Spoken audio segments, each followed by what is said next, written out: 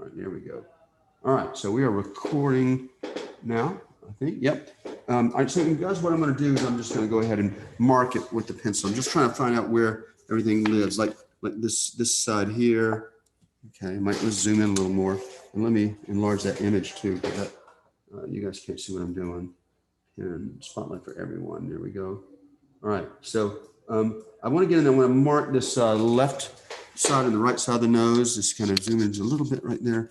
And I'm just going to try to get the bearings up. So I'm going to get the nostril. I just want to know where it is, where it lives there. And I'm going to get the boundary of the other nostril, which I've kind of already drawn in there. You don't have to draw heavy or hard. You just have to get something in there. Just real light. I noticed that my stencil doesn't correspond to this nose here. My stencil is too wide. When I was looking at it earlier, and it doesn't quite match that nose. So I might have to, try the other, make another one. But right now, I'm just going to mark the position of the known things. Okay. So to find this, I'm just going to open this up a little bit and kind of hold it in there like this, and that way I can trust that this is going to go in the right place. I got the up and down part here. Now I can get the left to right part. I see the nostril right there. There it is. And then let's rotate a little bit to line it up with the eyes. Okay. And I think this is what we're doing, to overcoming the limitations of the mask, of the size problem or size difference of the mask here. Okay, that's all we're trying to do. I'm going to rotate this a little more. Okay. I'm just checking and rechecking, of course. And then once I get that where I like it, I'm going to pin it down like that. Just pin everything down, make sure everything's staying where it needs to stay. And I'm going to flip this up, hold down like this, flip it back, flip it good. All right. And pin that back. Let me see if anybody's requested to come in. Negative. I've got nobody requesting to come in, which is kind of weird. And all I've got to do now is do the same thing we did the other. I'm going to pin that down too. Is the first day where we kind of went around it and sprayed some on it. But this is time you want to go a little bit lighter. I think some people got a little heavy-handed last time. But if you're already on here and you're happy with the position, you don't really have to do anything at this point. You don't have to do this. All right. So I'm going to get in there and put a little bit of color right in the nostril. Like that. Let's put a little bit over on this side too. Like that. Okay. I'm going to check in it. And I'm going to push a little harder over here on this side because it needs it. And let's get this back out of the way. Just kind of ghosted over there. Ghosted on this side too. So this is the part that I wasn't happy with that. My nose isn't in the right place. This left side is good, but the right side is wrong. Okay, so I'm not going to really do much over there. All right, so that looks pretty good. I think I'm going to kind of peek up. Let's take a look at it and see how we're doing. Okay, holding everything down, moving this out of the way. Let's just flip it up. Okay, yeah, that's not bad. I don't like this over here. There's a piece hanging out right there. That's not. I'm going to see if I can flip this up in the air like this. Just kind of push that out of the way and see if I can reinforce that or fill in that little extra white kind of artifact going on there. Okay, that's a little better. It's not great, but it's a little better. Okay, I let this out because it's not the right side. I need to move some things around, but I'll get to that. Right now I'm just kind of looking to see what else needs to happen, and that looks pretty good. Okay, so let's go ahead and get rid of this. I'm gonna let you go. You guys go ahead and do that, or if you need to. If you don't need to do anything, then don't do anything. Okay. And then what I want you to do after you've done that is I want you to cut out this side of the head, this other stencil. Okay, the outline of it. Okay, meaning this. I want to cut out this shape here, this overall shape. Okay, so that's the next move after this. Okay, give it a moment, and boy, it looks like there's some lighting issues going to fix here. Let's see if I can get rid of that extra light while you guys do that. Some of you may, like I said, may not need to do anything. It may be perfect as it is. The nose might be exactly. In that case, you don't have to do anything. But if you did what I did and remove some things, you want to go back in and make some reestablish the nose. Okay, so it's there now. It's not perfect, but it's there at least in the right place. Okay. Now I'm telling you, while I've got this color in the gun, I'm an opportunist, and I like to use the paint while it's in the gun. Okay, obviously there's some places where this paint fits again, and we want to utilize that. We want to exploit it, so to speak. And the place where I'd like to see it go is there's some hair that's out of focus on the right side. And so in a few minutes, I'm going to bring it over to that hair, that dark shape of hair sitting over there at the top right corner of the image that you're looking at now. All right. So what I'm doing now is I'm going to go ahead and cut out my stencil, cut out the other one, the outline of the face on the other stencil, because that's what I'd like for you to do too if you haven't done that yet. Okay. So I'll go ahead and do that. And then we'll give you guys a few minutes to finish yours. And then we'll do that. This is the other photocopy, okay? I'm still looking for Larry and them to come on in. They haven't requested entrance yet, so Bobby and Larry are the two that are missing. I think I got a message from Bobby this morning. I think Larry was saying he was going to be late. That's right. You're right. He had an appointment or something, didn't he? Yeah. So okay. Yeah. Thanks for reminding me. I'm glad we're not holding up the class waiting for him. All right. So guys, go ahead and cut out if you've got the photocopy, cut out the other one and go ahead and throw the nose. It just took a few seconds to get the nose in there. Okay. And I'm going to go ahead and do mine too. I got to find my cutting mat. It's got to be around here somewhere. Here it is. We'll cut this out. We'll get just a couple of minutes. We'll check back in a couple of minutes. I don't really care about the detail, just the outline of the face there. That's on the ear.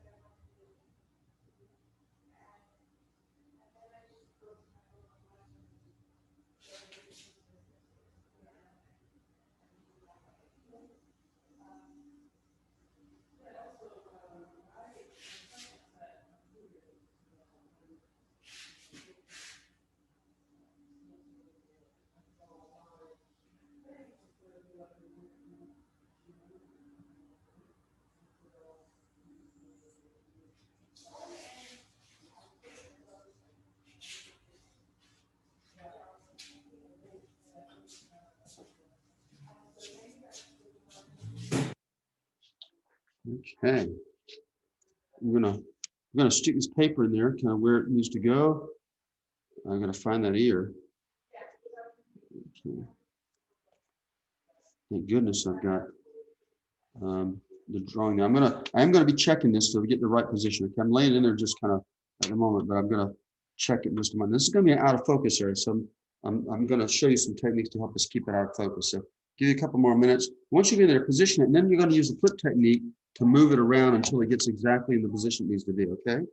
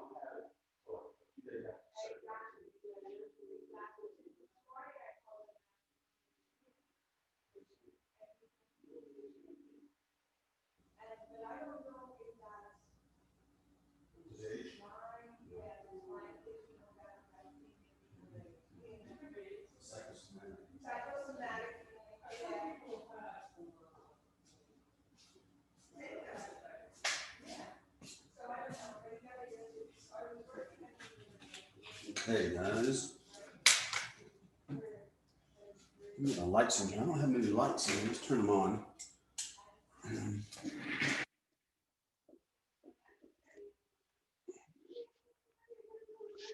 All right, so I'm going to use the flip method just to make sure that everything's in the right place. Zoom in a little bit. No, I really don't need to zoom in, do I? I just want to put the ear in the right place, mainly, and that's not too bad. I need to move it around a little bit. Push it up to the edge, I think. Let's try and see if that works better. All right, that looks good, but it's just too low. I need to raise the whole thing up a little bit. Let's do that. Slide it up. Magnets back on, or tape, whatever you have, either one's fine. It's okay. And then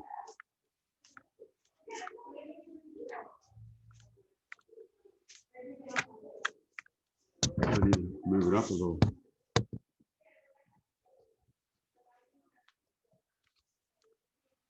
Something in memory talking in there, him chatting. All right, that's not too bad. That's not too bad. It feels pretty good. And so I feel like the position I've got is finally matching or corresponding to the reference photo. So feel pretty good. Now, obviously these edges are going to be soft compared to the what we're doing. I'm going to put some tape on this too. I want this to stay in the same place. So at the, over down here, underneath this reference, I'm just going to put a couple of pieces of tape there to keep everything in position. Because what we're going to do is we're going to elevate this shield. We're going to lift it up a little bit to keep it from the edges from being too hard. So I think I'll put 3 pieces on tape in there just for extra insurance. Okay, let's see if I can find my edge of my tape here. There it is. All right. And I'm just going to grab another piece of, maybe put an extra piece right there. I shouldn't take that down. I think I did the wrong things. Lift it up and try to lay it down better. There we go. All right, extra tape. All right, so guys, what I want to do is I want to elevate this shield with something, because if I spray on here, I'm going to get a hard edge. Whenever I elevate the shield, you can use different things. You can use the eraser. You take the eraser and slide it up under here like this. You know, take the eraser to the surface.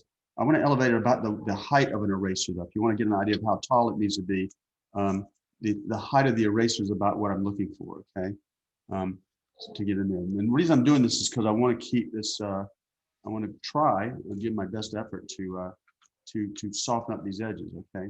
So that's, you see kind of how I've got it set up. I can put a piece of tape in here if I want to.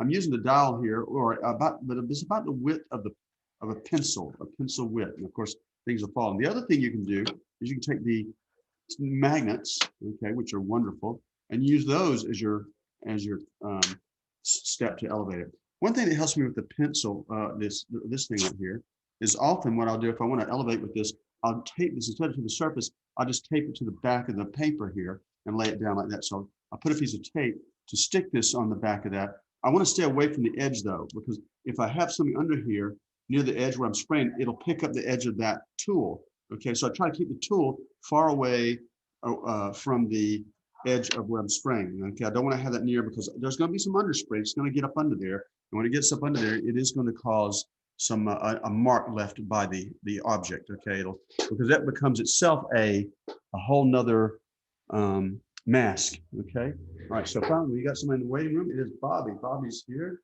So let's go ahead and bring him on in here. If I can, Bobby, come on in. Get him in here. So it's Larry is the one. Let's see if I can get him in here. I'm just trying to get him in here, but I can't. There he is. Admit. All right. So we're only missing one then, and who's the one missing? Let's see. Bobby, welcome back. Good to see you again. I'm trying to see who's missing. Larry. Okay, yeah, Larry's the one missing. Okay, so Bobby, let me catch you up on what we've done here. Well, you know, that other stencil we had, that other photocopy, what we did is we just cut the shape out, the ear and everything, just cut it out, and we placed it on the reference. That's what we're doing now. But if you haven't done your nose, I did go back and respray the nose area just lightly. I let this blank because it wasn't really fitting. I didn't do a good job of cutting it out, so I'll have to. It was too wide right here, so I didn't spray there. I'll have to come back and fix that. But so I just didn't spray on that part of those. But if your art nose is already set and you're happy with it, don't do anything. Mine was in the wrong places, you remember. Okay. Thank and you. we use the same color as yesterday we ended with. And what we're doing now is we're trying to elevate this. Once I laid it down, I would elevate. And you can do that a couple of things. I want to elevate it about the width of a pencil or diameter of a pencil or your dial. So you could stick it up under here along the edge here. I don't want it to be too close to this spraying edge because it'll pick up the object and create a little like a ghosted edge where you're putting your mask. Okay, so whatever you use, where you're putting your elevator. So wherever I'm using to elevate it, I want to make sure that's far enough away from the edge. In fact, I probably wouldn't put it up here. I'd actually probably have it coming out to the side here because this is probably still too close. Even if it's right at the edge, it's too close. But I could stick it out here, kind of run it out. Let me demonstrate.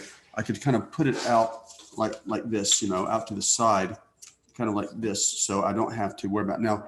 I'm also going to probably put some magnets or something here. So I might as well go ahead and tape it here. So I'm just going to tape it to it like this. I want to keep it far away from that edge though. Like that, okay. All right, so there I go. So now I've got it elevated there. That's about how high I want it. Also, you can take some magnets if you want to, and this is another way to do it. Take some magnets in here, because remember when you spray, it's going to kind of try to go down on you. it's going to try to lower. One thing great about magnets, you can use them to pin each other together. So I can put one on the top, one on the bottom, and I can actually kind of make a little clip that holds everything together like that. See, that's pretty secure now. Okay, I can spray around. It's not gonna move. I think it's a little high. Well, I'll leave it high. Let's just see what happens with a high one. We'll see what happens on the high note. All right. So we're kind of waiting on you guys to catch up, and then we are gonna go. Let me ask this. Raise your hand if you need more time. Still working? Okay, this cup still work. Okay, keep on going. We'll keep on going. The rest of you got test your airbrush. Make sure you got the brown that we used yesterday. Make sure that's working fine. First, spray any water up. Now, I didn't talk about this shit, but I do want to talk about this while you guys are waiting. Cleaning the airbrush at night. You don't see me clean my airbrush at night because it doesn't need to be cleaned. I basically clean the needle with the tip dry, and then after that, I put some water in it, spray a little bit, and I park it. I leave it wet. I park it wet with water in the cup and water in the airbrush. And the reason I do that is I don't really need to clean it out every night because it's not going to hurt it to leave the paint in the gun as long as there's no air inside the gun. Okay, and there's rarely any air in the gun. Okay, so you can leave it. I left my airbrush for a month like that. Of course, the cup dries out, but what's inside it, as long as it's wet inside it, there's water inside it, there's no air, because the air will dry the paint. If there's no air in the airbrush, the paint's not going to dry. So you're fine with that. You don't have to disassemble your airbrush. I know people that disassemble their airbrush after every session, and the problem with that is if you take your airbrush completely apart, there's a chance you're doing more damage to your airbrush by disassembling it completely than if you just leave it. And but the tip dry you have to deal with because that will harden and become more difficult to remove later. So I go after it with a Q-tip at the front of the airbrush, and then put some water and run a little bit of water through it. One last clean with the Q-tip, and then park it. And that keeps my airbrush happy for a while. So don't feel like you've got to go in there and disassemble your airbrush completely and scrub down every part. People do that, but it's not necessary. Okay, you don't.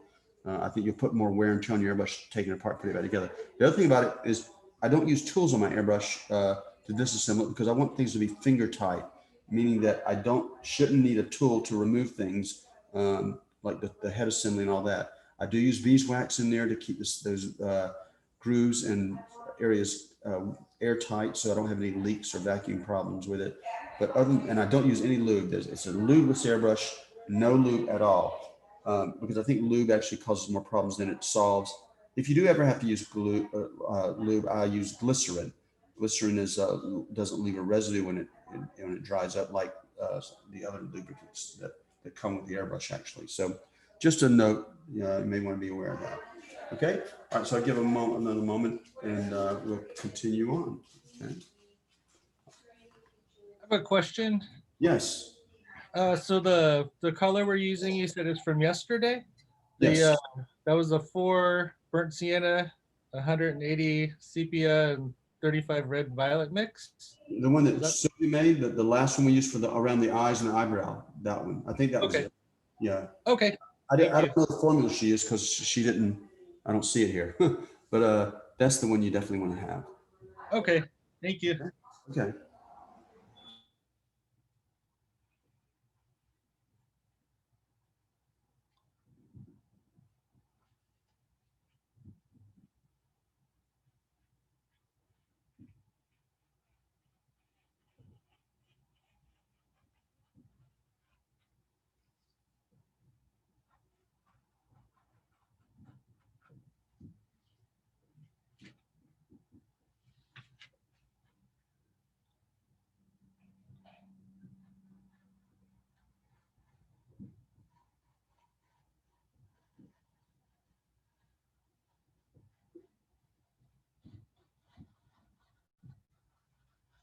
And thank you for reminding me. We are recording now. All right, so I'm getting in here. Let me get my good glasses on so I can see what the heck's going on. Let's check out evaluate the reference material. Okay, there's the shape. Now I'm going to ignore this shape right here. Okay, why is that? Because I can't go in there and spray in between these hairs. So all I'm going to do is spray it dark, and I'll scratch this out or remove this with the blade or something. This is in focus. This is out of focus. Okay. Now also I got to figure my elevation. How tall do I need this to be? Okay, so you can experiment a little bit if you want to. You can take another mask here and maybe put your finger on it and spray just to see what kind of shape you're getting. I've got this about the width of a pencil here. So let's spray and see what I'm getting. And I'm looking at that edge. That looks pretty tight. That edge looks pretty tight. So I don't know if that pencil's maybe a little bit too low. All right, so what I'm going to do, but even if it's wrong, I'll show you, we can still get work on it. So let's try this. Let's just spray right here, like that. And I can kind of peek up under here and see. This is about a pencil and a half away from the surface, okay? I'm gonna see if I can get closer. It just doesn't know it. It doesn't let me spin. That's unfortunate. It doesn't let me pivot this camera up, so I have to stay there for the moment. Okay, so I'm looking there. I'm gonna try to add a little more to it. Okay, I'm using the flip method to make sure I'm getting in the right place. And let's just kind of come down with it here like that. All right, you see I'm freehanding in there. I'm looking straight down on it. And let's do the other side too. Kind of make a mark and flip it, make a mark and flip it. Here we go. I might need to come with something even darker than this because it looks pretty darn dark in there. But let's just continue and see what we can do. My airbrush, I'm talking about airbrush. I'm about 2 finger lengths away. Okay, so if I got 2 fingers, that's my height of my airbrush. So if you want to know how far away I am, I'm spraying that freehand. And I got a feeling that feels like a pretty good distance for me. Now, some of you are new to the airbrush. You may have trouble judging how far to make it. So I'll try to remember that to remind you that it's just 2 airbrush lengths away. Now, what I'm looking for is this edge right here to see if my edge is corresponding to it, at least in the same position. It looks okay. It might need to move up a little bit. Okay, so I'm prepared to do that. Okay, now the other option is I'm gonna go ahead and ghost this in a little bit just to kind of get it in there. I'm going to try to just freehand this straight without the mask. Why is that? Because I think I can get away with it. All right, so I did ghost the ear. You can see I've ghosted the ear while it was elevated. I'm just going to move this out of the way because I got a feeling I can just freehand this. Okay, so I'm going to move this back. I'm going to take the stencil off here. I don't know if I really need a stencil for this.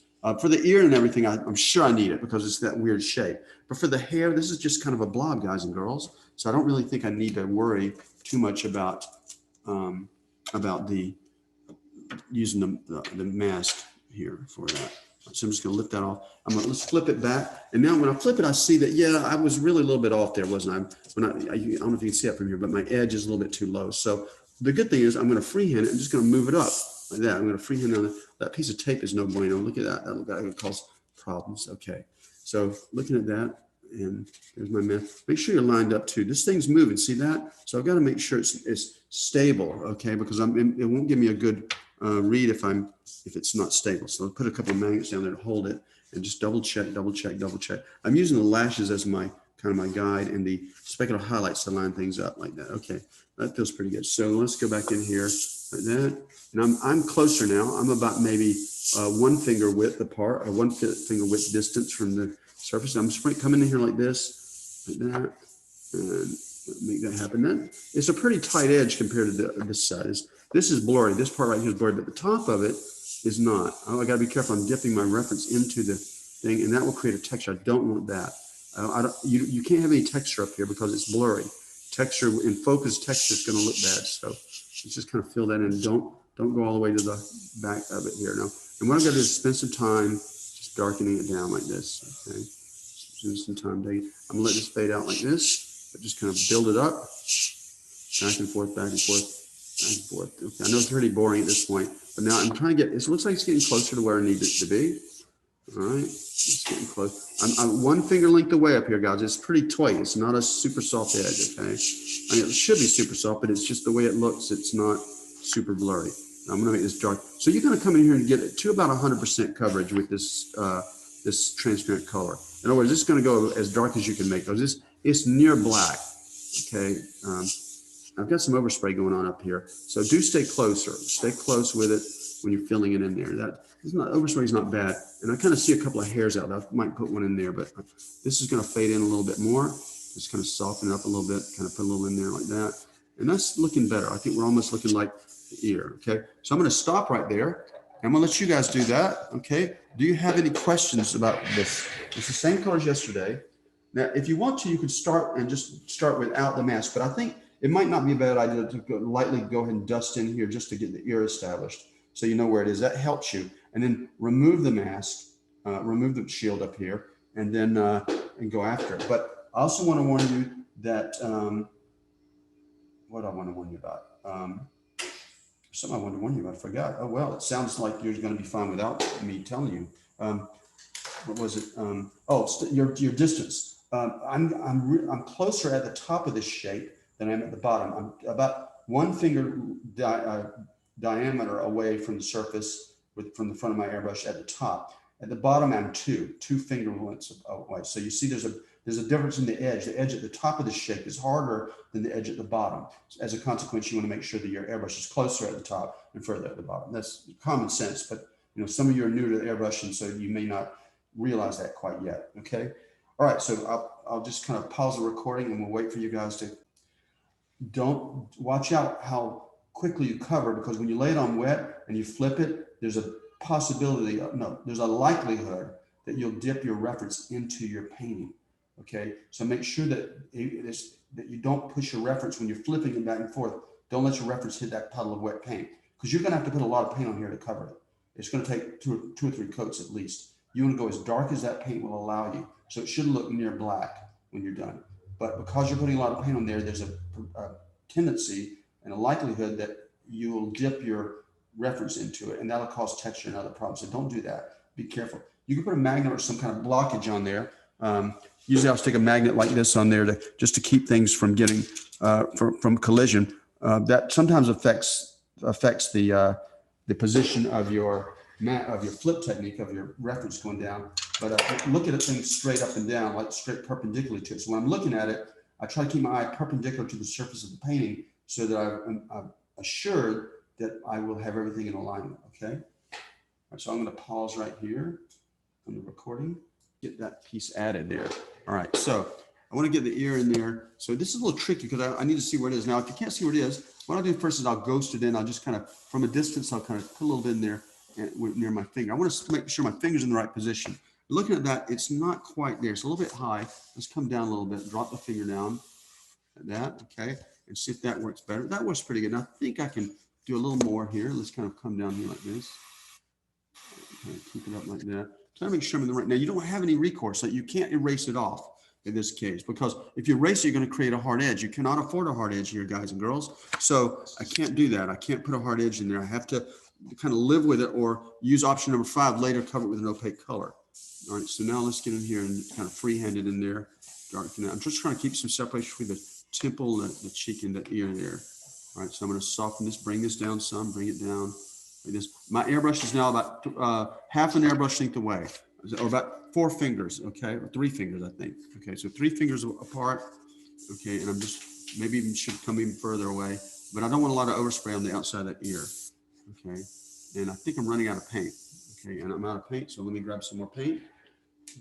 Now, the other thing you can do at this point, you can put some water in the cup at this point, but I don't think I really need water. I think I can get away with just using the straight paint, okay? So here goes again. Let's go ahead and see if I can continue it. Let's push down in here like this. There we go.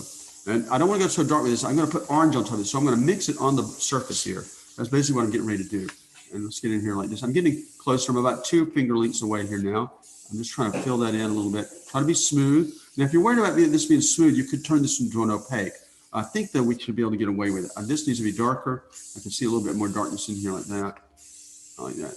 Okay, so that looks okay. Not too bad, not too bad. I realize I do need to go darker there, but I need to leave it lighter because I need room for this orange I'm going to put on top of it later. Okay, so that's why I left it kind of like that. I do see something that's bothering me though. I look at the reference. I'm seeing a very that thing we did last night with the eyebrow. The eyebrow is very sharp and in focus. Here, mine looks pretty bad. So while I've got opportunity, I probably should take it and try to sharpen that up, sharpen the edge up. And how can I do that, guys? Well, I need probably the eraser, which I had a while ago. There it is. Let's see if I can do that. Or the dowel. I don't know if the dowel will work. Is it sharp enough for the dowel? Yeah, maybe. I might be able to use the dowel right there. So I'm going to come in with the dowel. No, the dowel's not working too well for me. Okay. So then let's try the alternative, which would be a blade. Okay.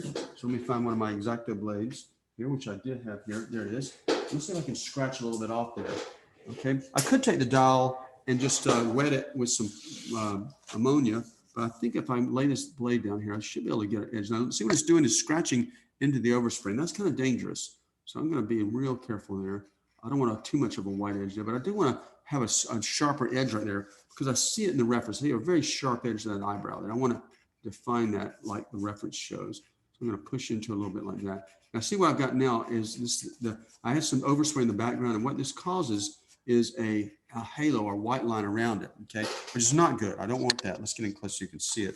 There we go. See that white line around? That's not good. So what can you do about that? Should you make that mistake and do that, you can come in and kind of soften up that or reduce the intensity of that by blurring it back with the soft eraser. So I can take the soft eraser, and luckily I don't have a lot of overspray here, so I should be able to feather it out by just lightly erasing here, softening it up a little bit, and kind of blending it into the background a little bit. Okay, I think I need to go in here too and shape that eyebrow. That eyebrow's quite a little bit off there, isn't it? So let's get back into it while I've got it here. Just use this. Now I pulled a big hunk right off that. I'm not worried about that. Okay, why not? Because I'm going to go back in with some of the color spreading up. I'm creating a little bit of texture here, but I think it's worth it because I need to reshape that eyebrow. It was looking a little bit bad.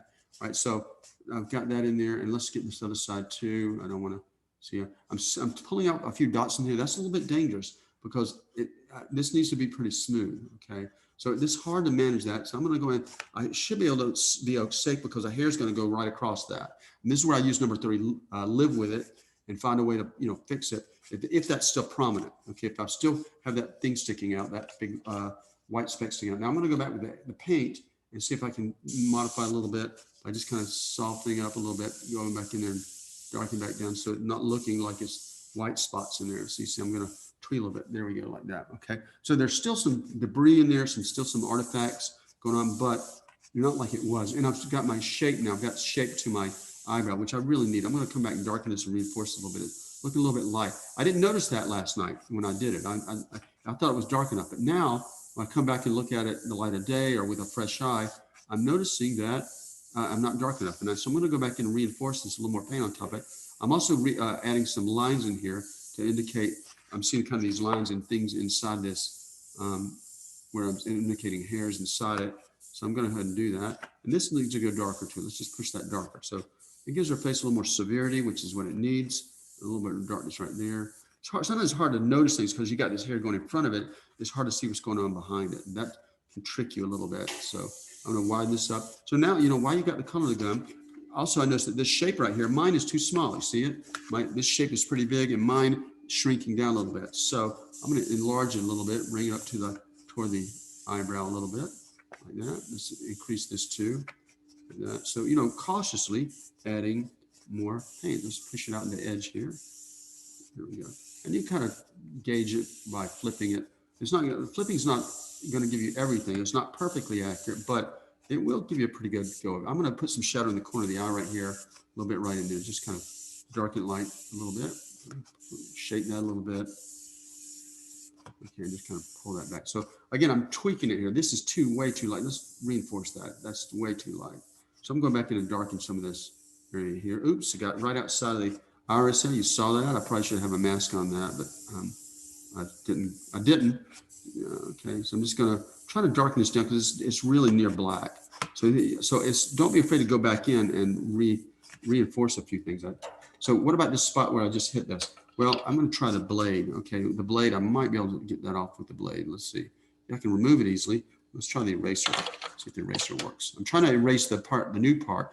And the old part, hopefully, is hard enough where it doesn't come up with the eraser like that. Okay, I did hit it a little bit hard, but it's easy to move that edge back. But pull the circular stencil back and just kind of reinforce it. So it's easy to fix that by coming back with your circular stencil to get that to go round again. Okay, kind of find that spot. That looks like a pretty good spot. You kind of see the little part sticking out where I lost roundness right here where my fingertip is. Okay, so I'm just going to get the airbrush and like that, and there, kind of restore the roundness of that.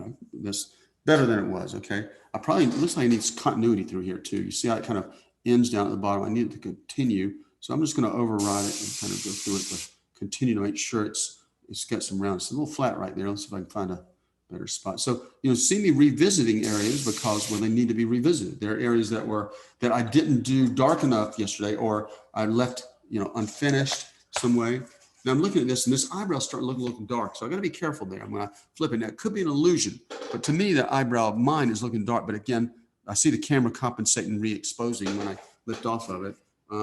So it could be an illusion because of the white of the paper. So I'm not going to second guess it, but I'm certainly not going to add more paint. I'm going to be real cautious about it. I do notice that while I'm at it, that this white shape here, my white shape's too big. Okay, I don't know if you can see that, but my white shape is really big, and I like to shrink it So I'm going to go in here and shrink it. Let's just add a mask right here and shrink it down a little bit. Okay. I'll put some paint at the top like that. Let's see if that helps me. Not bad, maybe a little more. Let's freehand it in there. That, and of course, when you do that, you're destroying your highlight, but that's not a big problem. We can bring that highlight back with the blade. Just kind of, oops, put it in the wrong place there, didn't I? Bring that back here. And try to keep that clean. I'm going to use a blade, lay it outside to keep that clean. Oh, the eraser would probably be better for that. Hey, but you know, what's in my hand? Not the eraser, the blade. So usually what's in my hand works. And while I'm at it, I see a couple of highlights right here. You probably noticed them too. Maybe a few little highlights in here, just to kind of help add a little more realism to that. Okay. All right. So I've talked a lot and done a lot. So I'm going to stop doing both so you guys can have an opportunity to catch up and Sylvie can get working on that color. Any questions before you guys are turned loose on this? Okay. I'm going to stop recording and let you guys. So guys, when we've been flipping this back and forth, you'll notice that the hinge where we're flipping is down here at the left. Okay, so we're working up here and then we're flipping. The idea is to keep your hinge as far away from your working area as possible, because if I'm trying to work down here and I've got the hinge next to it, I got to flip this all the way back out of the way to work under there. So it's really hard working close to the hinge here where I've got the tape down. Oops, you got to be careful. She knocked my connection off. Let's put that, make that back, restore it. There we go. Sorry, guys. You got to be careful when you're over there. All right. So where was it? Okay, hinge. All right. So working down in here deep is really not ideal. So what I want to do is I want to move the hinge. I want to move the hinge to the top. Okay, because that'll actually allow me to remove this and flip this way. I'll turn around and flip this way. That way I'm working away from the hinge a little bit easier, because I want to use this color down here and start building some of these shapes down here. So looking at the top here, I need to find a place to tape it. The problem is that I can't, I've got some overhang here and I can't. Look at this up here. I can't, there's no surface left for me to tape it. So I really need to cut this off. I need to cut this edge off right here. So I'm going to trim off edge maybe about this much. Leave a little bit of a sliver here. Okay, why? Because I want that to have the tape, give tape something to stick to. So let's kind of line it back up. I'm going to trim that whole edge off here.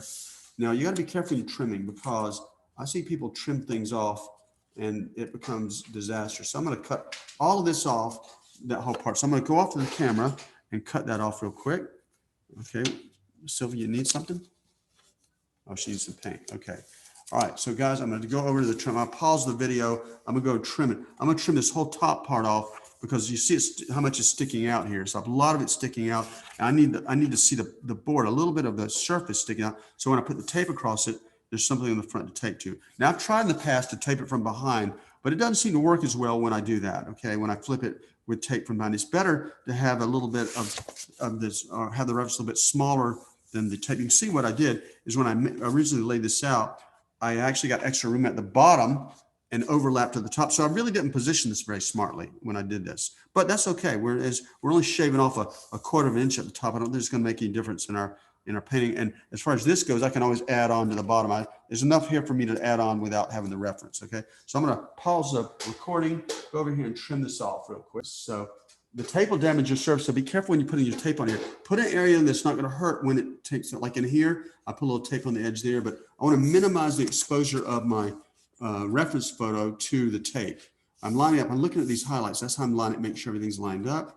Okay, it looks pretty good. Let's put some magnets back on it, holding it down, or tape. And I'm going to put some tape across here, and that way it will have a good connection to it. So let's go ahead and put the tape on here like this. And the other thing I can do with the tape is I can put a sliver on it, but I'm just going to break this tape up. Let's put a little bit right here.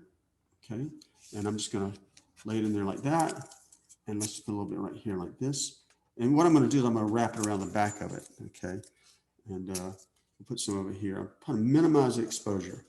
Okay, and once that's done, that feels pretty good. I'm going to go ahead and put the tape, bend the tape around to the back of it there to make sure I've got a really good solid connection. Now, after you've done that, only after you've done that, now you can remove the tape at the bottom. Okay, you kind of see, hey, I did well. I didn't destroy my reference right there, but usually it destroys your reference. But hey, I'm pretty lucky. Oh, you see it starting to damage it right there. Okay, and The reason we're moving this tape is because we want to work at the bottom. And so we need to keep the hinge as far away from our work area as possible. And so that's why we're doing this. You can really see, oh, this is a good example. This is great. Look how much I've got overhang here. I've got no overhang here, showing you how maladjusted my reference was. What I should have done at the beginning, and this is a good lesson for all of us, is I should have put my reference on it, lined it up perfectly, taped it down, drew some line work on there before I even thought about using any kind of stencil on top of it. Because I trusted the stencil to be in registration with the rest of the painting, and it was not. Okay, now what I'm doing is I'm going to spin this 180 degrees like this. Okay, the reason I'm spinning it is because I'm going to work down here. Okay, so I'm going to work down here and flip this like that. So I'm just setting up to prepare to work for that. So I'm going to stop right there and let you guys prepare your surface or prepare your areas so that we can get ready to commence some work on this bottom part. Okay, so you can kind of see. I'll leave the tape shown so you can see where I left my tape. All right, that way you can more easily understand what I did. Okay, all right. So good luck to everybody. Just take a few minutes. Take your time. No rush. No rush. I'll stop recording. We are now recording. So, hey guys, watch what you say when this is being recorded. All right, so I need my air source back.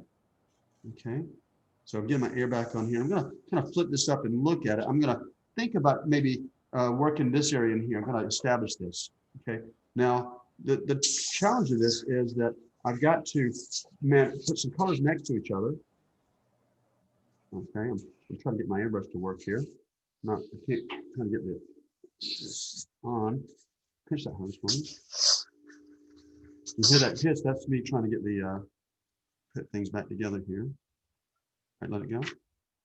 All right, there we go.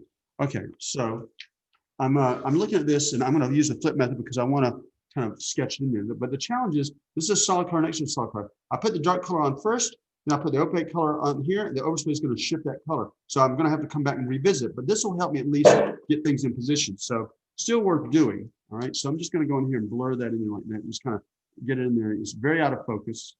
Okay, very out of focus. So my airbrush is a half an airbrush length away. I'm a full half an airbrush length, meaning that far. I'm probably closer to a full airbrush. So full airbrush length away is this far. I'm about this far, maybe 3/4 of the distance away from the surface there. And what this is doing for me is it's starting to establish the shape of it. So I'm flipping it up and down kind of steps. And it's a little bit brown, a little bit warm. That's okay, because when I spray next to this, the overspray is going to shift it more blue. So that's why I'm not worried about it being too warm. I'm going to kind of draw it in here like this, flip it, draw. I do a very light version too, a light pass, just a light version of it just to help. When you flip it down, make sure you're not flipping all the way into the paint if it's wet. I'm spraying pretty lightly because I want to keep it, keep the paint dry. Okay, if it's too wet, I'll be dipping into it. So I'm keeping some distance here. Distance, distance, distance. Spraying lightly, don't spray heavy. Okay, that's just a shape right there. And I'm running out of paint again. Gosh, guys, let me add a little more to it. I think I'm getting low on paint. Actually, somebody spilt it, not naming any names. So I'm limited how much I've got here. Right. For this, you're probably going to need about 5 or 6 drops. So it's a pretty large amount, a large area. So let's just kind of fill that in here like that. Be careful dipping this down in here with that reference. Okay, you don't want to any kind of texture. This should be all blurry. Half an airbrush length away at least. You want to be everything soft and blurry. And this is called depth of field, where you use your aperture on your camera to control that depth of field. Okay, I think the smaller the aperture, the greater the depth of field. And the larger aperture, I believe that's the way it works. I think I'm right. So I'm just freehanding up here. So it's pretty easy, right? No issues, no worries. Now, so this might be a little intimidating up here because you got this kind of lighted or highlighted area. Don't look at it as an object. Look at it as just shapes. So in this, I missed that edge. Now at this point, I could get rid of that because it's isolated. You see, I got a mistake right here. I'm too close to it, and I made it too, what's the word for it? Too far away from the surface. So I'm going to take the Windex and I'm going to clean that spot, okay? Because it needs. Okay, I'm going to see if I can. Why it's an island that is isolated. Because it's isolated, I can get away with it. Okay, let me show it to you a little bit better. Okay, so this window is isolated away from everything else. And if it was in here and I try to hit it with Windex, I'd have a hard edge from where I cleaned it. That's the bad thing. But if it's an island here, and this is called the island method, by spraying your elements far apart from each other so that you can clean them like that. Okay, so I missed it the first time. So now I've got a chance to redeem myself, go back in and try it again. Like that. Okay, let's kind of push in like that. So I'm closer here because these are a little bit more in focus here. There's kind of a texture here. Let's go around it like this. Make it thin. Now this is not going to be the right color. I'm not worried about that. I just want to establish it, get the position of everything, the structure down. And we're going to come back later and kind of go over it, but it'll be really quick and easy to do later. But just kind of follow the shapes that were already established. So it won't be hard to do at all. Right, so as I get here, it's more blurry. So I'm backing my airbrush away a little bit more. Okay, and let's get the bottom boundary. This is really blurry down here. I am back a full airbrush length at least, maybe a little further than that. The edge gets harder here. So what happens is it goes away from you, more distant here, you get more blurry. It comes to the front of the neck here, it becomes a little more in focus. More in focus, not in focus, but more in focus. It's still not quite in focus. So let's just colorize this. Okay. Oops, I got a highlight right there. I gotta stay away from that. Just get in there like this. And kind of see these lines like that. So things are kind of established right now. Let me go add a little more paint to it and I'll get that other side. And I'm kind of think of this as like sketching it in. We're not trying to finalize it, guys. We're just trying to establish the position of things that'll help us later on. So you're not going to the finish line. This is one of those things where we're kind of sketching it in, roughing it in, so to speak, just to kind of get it in there so that we'll be able to know where to put some other things and we'll be able to make judgments. And the reason I do that is because when we start working on the skin is pretty tricky to manage for color. So if you got a lot of white next to the skin, it's really going to be difficult to make good color judgments. So I do everything I can to bury the white at the beginning. So this is me burying the white around the skin above it and below it. So it'll give us a little bit chance to a better chance of evaluating it when we're actually spraying it later on or working on the skin later on. All right, this is a darker spot. It's really, really dark. Let's get dark. This in there. Super, super dark in here. And in here, this is just, don't be afraid to push this darkness, guys. Go sketch it first, but then come back, follow up with a little bit of darkness to manage it. This is darker. Dark. I see some green in here. So I got to leave room for the green. I mean, I'm not going to go as dark as a reference. Okay, and there's shape here. And this is super dark in here too. Let's just push it harder. So everything's free-handed. Distance will save you. Now lean back. Don't lean forward. Lean back. If you lean forward, you're going to get too close to it. So don't get close to it. You don't want to lean into it. You want to keep your distance. If you don't keep your distance, your paint is going to suffer and you're going to be sad. Okay. So don't lean forward. Lean back. Keep more distance. I'm at least a half an airbrush length over here away, and I'm kind of running out of paint. So in the end, I think you're probably going to end up with putting more paint in here. I'm going to put a little more in here, like this. Oh, and guys, let me remind you to take photos too of your work as you progress this. Just paint on my thumb there. This just needs to darken. And I know this color is a little bit warm compared to the reference material, but believe me, we're going to get some overspray on this, and that's going to shift it blue, and that warmth is going to go away. Now, the overspray you get in here is not going to be intentional. It's just going to be a byproduct of spraying the skin and some other areas next to it. And it's hard to keep the overspray off of it freehand because you can't put a mask on it to protect it, because you put a mask on it, you're going to get what? A hard edge. And you can't have any hard edges in here because it needs to be soft. So therefore, we're relying pretty much on everything to be hard edge. What I'm doing now is I'm trying to manage my edges, and my edges soft where they need to be soft and harder where they need to be soft. And this is edge management. Okay, so I'm edge. So that's getting there. It's not 100. It's not great yet, but we're starting to get it filled in there. Like that. This is going to blur a little bit. It's tempting to go in here and render all the shadows. I wouldn't do that. We're going to try it with an opaque color. Oh, I do want to darken that up there down a little bit more. Okay, so this is just the sketch, and I painted it hot on purpose. Why would I paint it hot? Mainly because I'm going to try to compensate for the shift that's coming. Why is the shift coming? Well, the shift is coming because we're going to be spraying some buffered colors around it with some lighter buffer colors in here and in here, and that overspray is going to shift it. Whenever we get any other color next to it, it's going to shift it bluish. And this is dangerous because this paint is wet. If I dip this down into there, I'm going to be sad. Okay. So I think that's all as far as I want to go with it right now. I don't think I really want to go much further. It's tempting to go in here and fix all these other things. You can do this color will work. It's better to lay your buffer colors down first, though, your skin colors down, and then put these colors on top of them. Okay. And that's where we're headed next after Sylvia gets her color match. Okay. So any questions so far, guys? All right. I'm going to start the recording. I'll peel this back so you can see it. Okay, the way to tell if your gun is clean or not is after you clean it, put some white paint in your gun and spray white through it on a white piece of paper. And if you have contamination it'll reveal that. Okay, so I put white paint in my gun. I'll go on a white piece of paper and spray it. And if I'm seeing white, that's great. If I'm seeing color, that means my gun's not quite clean yet. Also, I leave white paint sitting in my gun because the white paint has a way of dissolving any residue in the paint. It'll pick up and kind of purge it out of your gun. Now, I know you're probably thinking, what about the white paint? Won't it contaminate my gun? With buffer colors, white paint is not going to contaminate it. It's the dark tinting colors, the inks and things like that contaminate a gun. White will not contaminate the buffer color unless your buffer color is really, really dark. Okay, but our buffer color is not really dark. Here's our buffer color right here. I'm going to give you the formula in just a second. Actually, I'll give you the formula now. Wow, she's got some, I don't know if I can even read this. Okay, wow. Let's get in here like this and see if I can make that work. Okay, all right, here's our formula. It's a little bit difficult for me to read. I'm going to have to do some translation here, I think. Oh my goodness. All right. The formula is right in there. So let me see if I can, 100 white, 40 burnt umber, 2 red violet. Wow, she went all over the map here. But that's the thing. You don't really know how much of what to add. So you kind of, in the dark. So this is burnt umber. This is red violet. This is 2. That's the number 2. 11 orange, burnt sienna, and scarlet. Okay. All right. So 23, 5, 115, 11, 40, 100 white. Wow, that's a lot. Now you could always write those numbers down and divide them in half. Okay, you don't have to have that much, but I've got about that much paint, which is about 1/8 of an inch in there, which is, remember, as she matched it, she poured a lot of it out. And once the area she's matching is going to be up here, right in here in this, under the eye there, that area, because I saw that color as being a pretty good base color for a lot of other areas.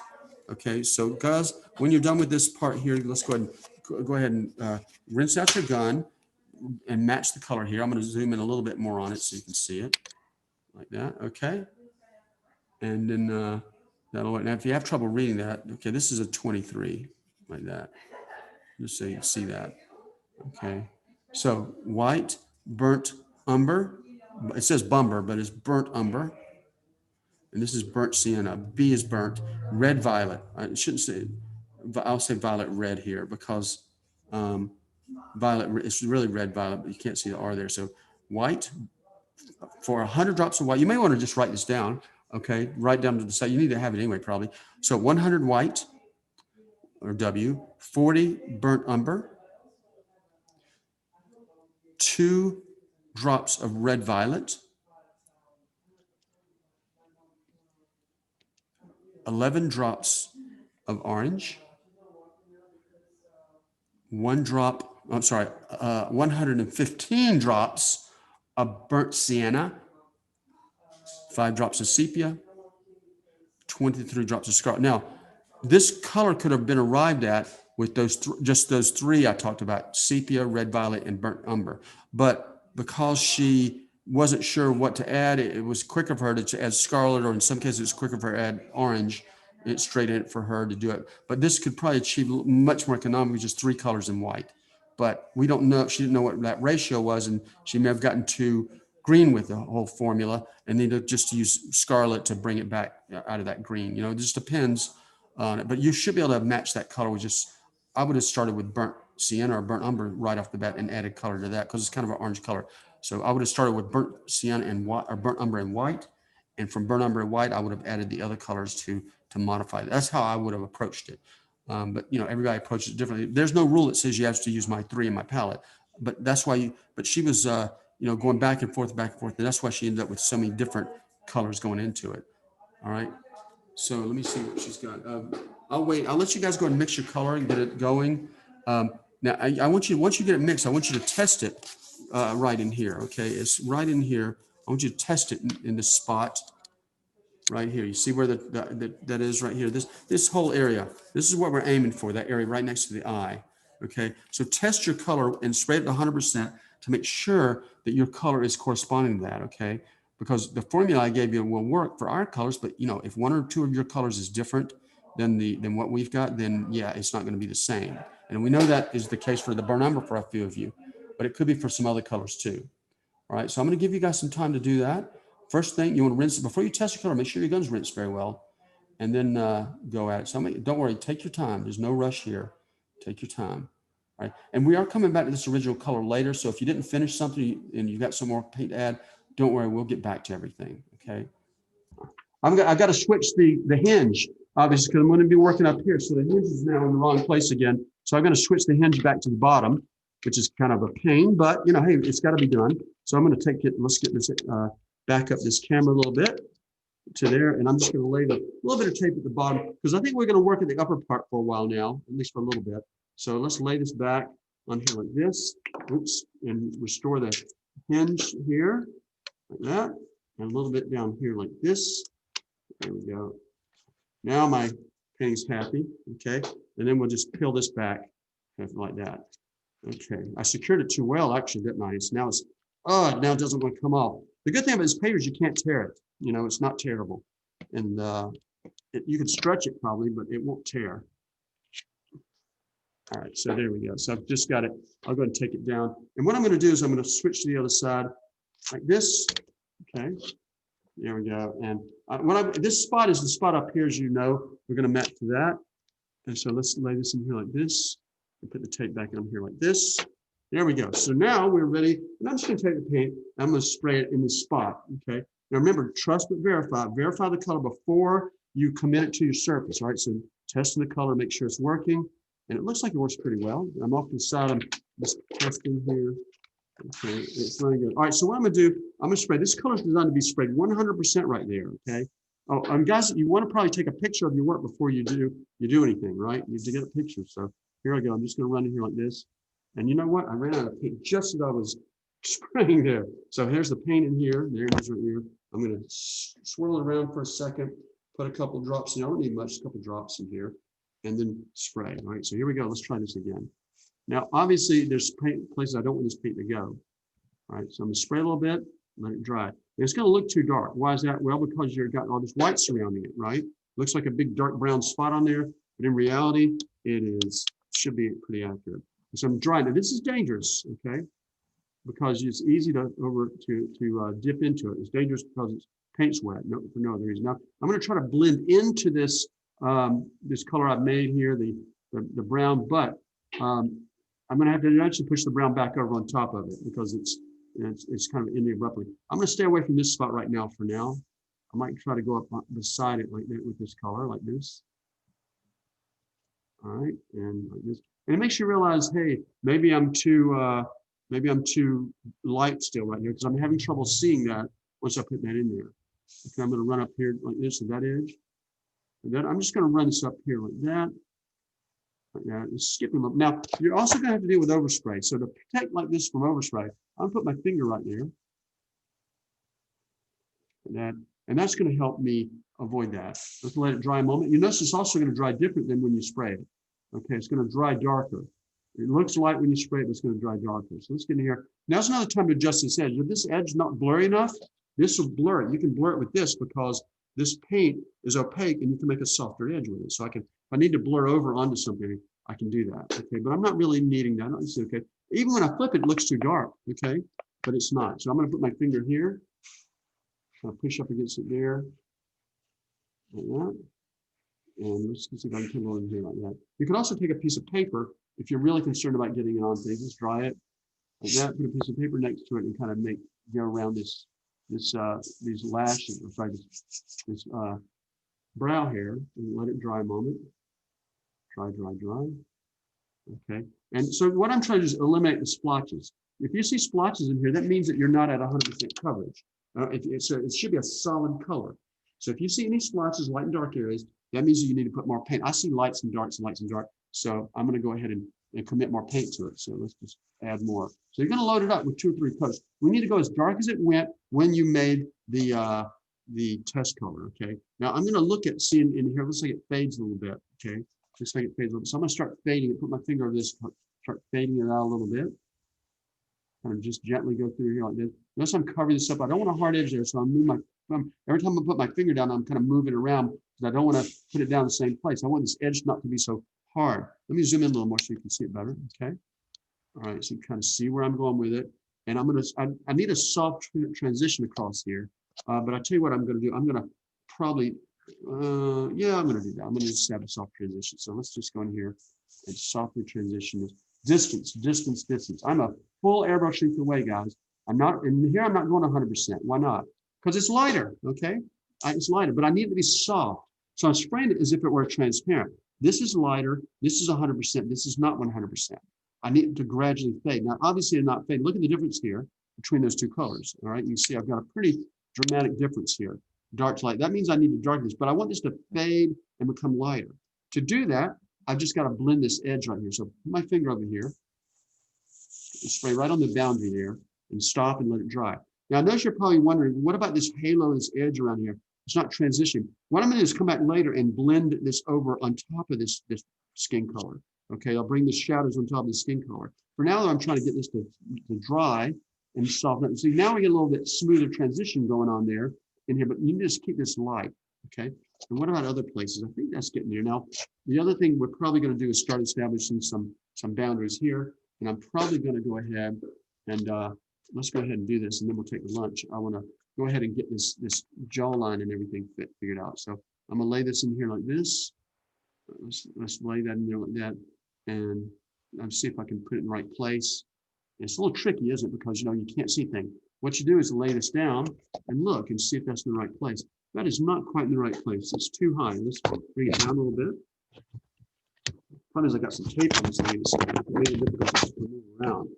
All right, I'm going to make this even with the edge there, see if that gives me some happiness. That's not bad. Okay, maybe I can live with that. Okay, that looks pretty good. So I'm going to again elevate that mask. You better elevate that. If you don't elevate your mask, you're definitely inviting trouble into your household. So make sure you elevate it. I'm going to put some magnets something there, but you could also use a stick or something like that. This needs to be really high because it's soft. Okay, looking at that, yeah, there we go. All right, so this is for position. I'm going to hold this down. I'm just going to straight up and down, just kind of spray it like this. Let's come on down with it. Now, if it's not in the right position, I can actually pull my airbrush down a little bit to let more paint under there to change that position. So let's check it out. It looks pretty good, but maybe it's not in the best position. Let's just make it a little bit darker. I'm just adding more here. It should be a soft edge. Okay, let's take a look and see if we have a soft edge. And yes, not bad. It's pretty soft. Could it be softer? Does it need to be softer? No, I think it's pretty good. I'm just looking for position. It looks pretty good. Now, once you do that, you don't have to do everything with a mask. Okay, once you put that in there, you've got a nice smooth curve in there, which is beautiful. Okay, because that mask makes a beautiful curve. Now, what you can do is you can modify that further by putting some more paint down by freehanding it on there. Okay, so when I say freehand on there, I mean getting in here and just kind of freehanding it like this. Okay, I'm going to just I'm going to soften up a little bit. My airbrush is skipping a little bit. I did put some beeswax in there, but it's still skipping. You can see it skipping a little bit. All right, that's no bueno for me. I don't like that. But what I'm trying to do now is just bury the white. I want to get rid of that white. The white is the enemy of your perception, okay? So I'm trying to do everything I can to hide that white. The other thing is you can't not trust the color until it dries, all right? So you don't know what color that's going to be until it's completely dry. So right now I'm just trying to transition here. This is going to be really dark under here. I can go ahead and cover the white with this, but I will have to come back on top of this with another color because this is not quite dark enough. All I'm trying to do right now is Barry White. Think of the singer, Barry White, right? And so all I'm trying to do is watch out for these too. These will leave, overspray will make these leave marks. So watch out for those little pieces right there, okay? So I'm kind of see some weirdness here. Let me slide everything down so you can see the weirdness that I'm witnessing. Let's drag it down, drag it, okay? All right, so I'm seeing some strange kind of line right there. I don't know if you guys can see it. Let me zoom in a little more so you can see what I'm talking about. There's my accent of the Canadian there, Greg, trying to be Canadian, but I'm not really doing a good job of it. I see a light area. See that light area in that little stripe? So it means I'm not getting that. So I'm just come in there and try to freehand in there like that because I need to be solid. Now, look at the difference between this and this. What's the difference? First of all, this is solid. There's very little lights and darks in here, but it's also less intense, okay? This has splotches in it, a little more intense, but it's more splotchy. I don't want those splotches in. This color was designed to be sprayed at 100%, and so that'll get rid of the splotches. So I'm going to go ahead and just go over this, get rid of the splotches like that. And let's see what's going on. And this edge is looking a little bit too soft. So I'm going to come back in and maybe try to freehand that edge in there like this. This is dangerous. This is dangerous, but I live for the danger, guys. like that. And then I'm going to backfill it by coming in here like this. If it doesn't seem smooth, it's not going to seem that. It means you just don't have enough paint on there. Because once you get this thing to 100%, it becomes a solid color. It becomes so smooth and no lights and darks, no spottiness or splotchiness in there. But it takes, you have to go ahead and make sure you're hitting 100% with it. Okay, here we go. Now, this color is way too light for this final, but it's better than white. Anything's better than white. The white is the enemy of your perception. Okay, this looks too dark. Okay, but it is actually nowhere near as dark as it needs to go because the color we're spraying is this color up here. This color obviously is much darker, but it looks wrong setting up in here. Okay, now I feel like my edge is getting a little bit too soft. So I'm going to see if I can increase the hardness of it by going back in here, and let's do this trick here. I'm going to let the mask come a little bit closer to it. Okay, first let's put this in here like this. So I'm going to make an adjustment here, and you'll find yourself doing the same thing from time to time.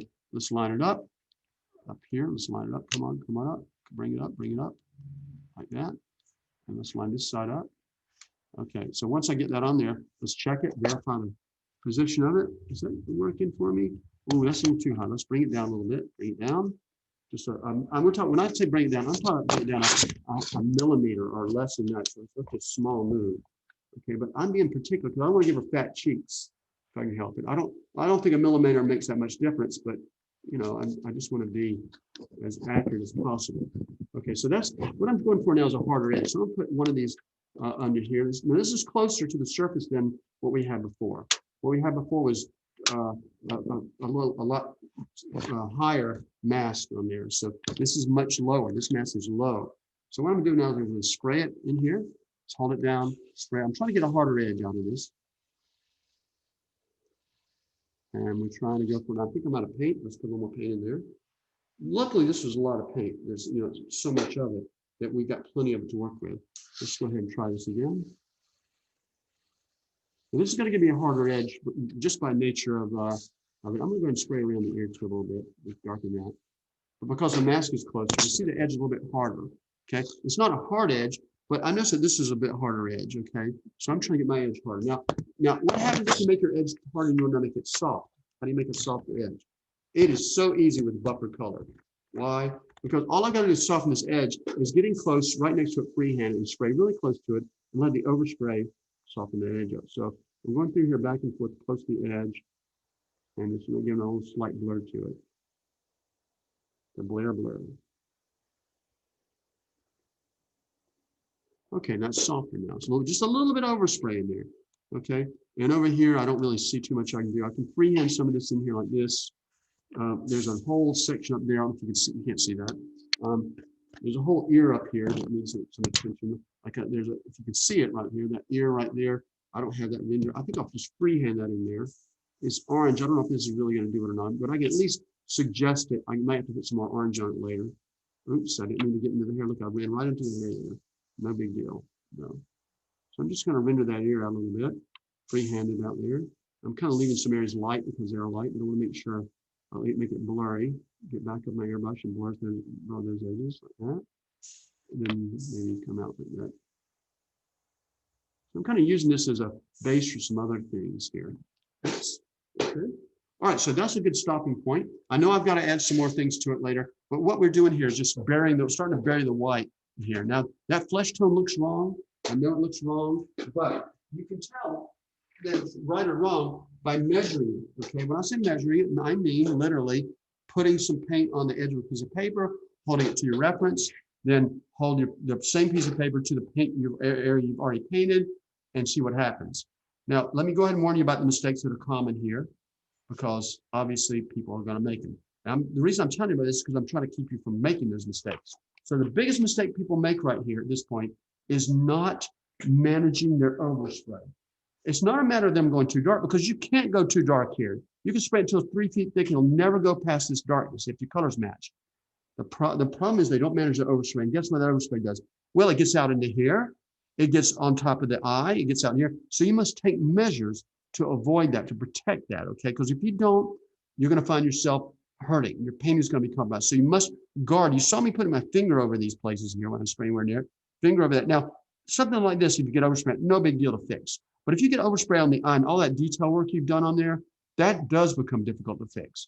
This is not a big deal, overspray on that. Overspray on this is a big deal. So you must protect that. Now, one thing you could do is just put a piece of paper on this, okay, like that, and some tape or whatever, just to keep the overspray out of that. But be mindful that overspray is going to create a hard edge or a corner right there. So what I'll do is use a torn piece of paper there to keep the edge organic when I'm covering that up. You want to do everything you can to guard against the overspray getting that eye, okay? The second place you want to guard overspray on is out here. It should not go out into here. Do everything you can to protect that, okay? If you put a mask out there, it might be better to leave the mask on to protect it, okay? But leave it elevated a little bit, because if you don't leave it elevated, well, it's going to leave an edge that's a little bit too hard. Okay, that's a lot. I know I talked about a lot today, and I apologize for getting so long-winded, but I'll stop right there. You have the option of working on it now or working on it when after lunch. I'll be happy to go back over it again after lunch, what I just did. It's just adding one color though, one simple color. And some of you feel like, I know some of you not quite matched to your color yet, that's fine. You have some time to do that. But don't forget to stop and have lunch, okay? You're gonna need to eat something, because otherwise you're gonna be not fit for duty, right? Any questions before we adjourn for lunch? None? Okay.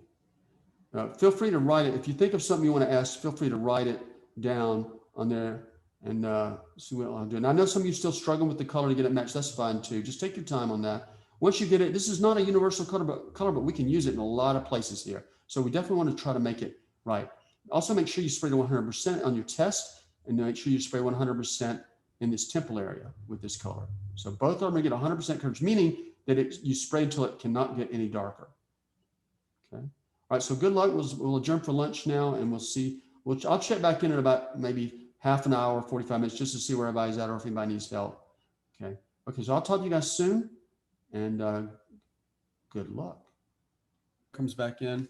All right, all I'm going to do is I'm going to start pushing for more color in here. So let's just do that. I definitely want to do this too. I want to go ahead and move over to this background right here. There's a very soft edge here. I'm just going to freehand that in here like this. Now, you notice I'm doing it pretty low. All right, let's zoom in a little better. All right, so I'm doing it pretty low. Why is that? Because I'm trying to get my camera to move. My camera won't zoom in now. Let me see what's going on here. Why is it not zooming in? Okay, there we go. Now it's zoomed in. All right, so I'm going to try. I got to stay out of this area. This area is light, so I'm going to kind of come in here like this too. But let's go ahead first and kind of get this. I need to figure out how far away I need to be. I'm a full airbrush length away right now. Full airbrush length away. And I'm going to make this. Everything to the left has got to be pretty solid. I'm not going 100%. I'm just keeping some distance. Why is that? But I don't think this is that dark. There's actually a highlight on the shoulder. The only darkness I see, full darkness, is right in here. Okay, that's pretty dark in there. But as I move out this shoulder, it actually gets lighter and blurry. It's very blurry out there. So you see me blurring it in there. That's what I'm doing. And I'm just going to go out here. There's kind of another shadow that is in here, and everything down below this looks like it's going to be dark. So I'm just going to go ahead and commit some paint to that dark area. I'm out of paint, so I'm going to recharge my airbrush. I'm going to put about half a cup this time in my airbrush because I need a lot of paint to do this. All right, so this is 100% coverage. You see I'm just moving in circles as I spray. I'm kind of getting off the screen there. Sorry about that. Okay. So getting up here, just working my way down. And what's going on here? Okay, so let's push on to the next. So I'm going to try to avoid this part, but I think I'm probably going to end up covering it. Yeah, I covered it. Okay. So you see what I'm doing? I'm trying to bury the white. Now, be careful dipping. You see what I just did? I just dipped into it. You see that dot right there? That paint was wet.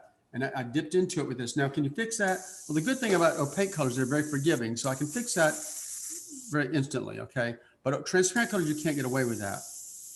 All right, so let's see if I can kind of, let me dry that a moment, because otherwise that's causing some problems in my life. Okay, Greg, we were wondering where you were. I'm glad you're back. All right, so I'm just gonna push this in here. I'm trying to make it dry. I don't want to get into any problems. And let's take a look at it, okay? Now this whole area in here, I can go ahead and make a solid color. All this right here can be dark. Why? Because it's pretty dark. Where about in here, okay? Well, I can push a little bit further up into here with it like that. Kind of move it up into here like this. And kind of push this here. But I got to watch out for those lips, okay? Also, there's a highlight right there. Don't want to hit that highlight, so I don't want to just hose everything down. But I can push up to the lips. In other words, I can get close to the lips. How can I do that? Well, I can see Let me cover up those lips here with that. Let's just cover that up. I dipped into it right there, as you can see too. Let's put a magnet on there to keep me from getting into that a little bit. All right. So I'm seeing also that this is pretty dark next to it. So I'm just going to push some color onto that. Put my finger over that and just kind of push onto that like that. I see what I'm doing. I'm just trying to put areas, bury that white. The sooner I bury the white, the better I'm going to be, better off I'm going to be. So I'm just going to bury that white under this too. Now this doesn't get a lot of color in here, so I'm being cautious about it. This is only for the darker colors, okay? Leave the little lighter ones out of the way. We could use this for the lighter ones. I just don't know how to put on there yet. But I know I can go 100% in this color here because holding the test swatch up to it, it'll bear 100% without any problem. Okay, I'm ignoring the edge of the boundary between that part and the chin and the neck area. Also take a photo, guys. Make sure you take a picture of your work. All right, you definitely want to take pictures at this point. Looking at the chin, I don't have anything on the chin. It's going to come under the chin a little bit like this, a little bit, but not much. But mostly we're going to go down in here and just kind of hose it down like that. Just burying white, guys, very white. And I'm being careful. I'm not going to dip this back into the painting. I'm not going to make that mistake again. All right, stay out of the highlights. So there's highlights in there. That means you need to stay away from them. And you can't really see me going in here, but I'm going to go right up against this freehanding. It's going to overlap a little bit, shift a little bit. That's okay. And I'm out of paint. Okay.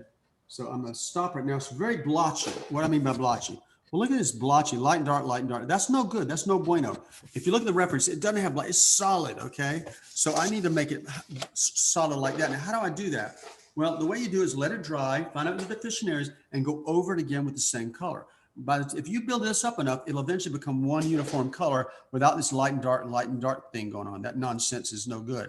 All right, so I'm going to stop talking and let you guys do those two things. This is pushing out in the neck, and this is a full airbrush length away. It's soft and blurry because it's further away, and then a little bit of a light, leave that light right there because there's light on it, and push into here, push down to here. But watch out for the highlights. There's highlights here and here, okay, on the chin. So don't allow spray to go out onto those. Okay, keep that off. Questions? Any questions, gentlemen and ladies? With my color. Color matching. Are you too dark, or what about value is the most important part? Is your value good? I think it's good enough to keep going, but okay, your value is good. But you know, every now and then you can, and when you stop, you can make an adjustment because while you're spraying, you're getting feedback. But do not judge your color by what you're seeing here. Judge your color by what you'll have on your test swatch. Okay, right. That's what you judge because it's going to look wrong on here. So to be sure, hold your test swatch up to your reference, then go over and hold it to where you're painting and see if they're close to each other. Okay. Okay. Thank you. No, sure. Okay, guys. All right, so guys, we'll give you some time to do that. It's no rush for that. Okay. All right, so let's record this, and I'm going to add some. I just want to get rid of the splotches. If you look in here, it's just splotchy, light, dark, light, dark, light, dark, and that looks awful. This is really amateurish. And when you see people that are beginning airbrush artists, when they try to fill in areas, they don't realize that there's. If you get really close like that, you're going to get splotches. Okay. Now you can get like close like this if you have buffered colors, but if you're going to use the buffer colors, you have to make sure you go to 100% if you're going to get this close. And that's what I'm going to do. And why did I get this close? Because I didn't want to overspray over all that place. So all I've got to do to get rid of this is just, let's make sure I got paint in the gun. That would help. That would make a difference, I think, in my life. All right, a little bit, about half a cup or a quarter cup in there. And now I'm going to add some more paint to it. So let's just get in there and be generous with the paint. And what I want to do, I want this color to be solid because in the reference material, it is certainly that. All right, going here like this, going here like this.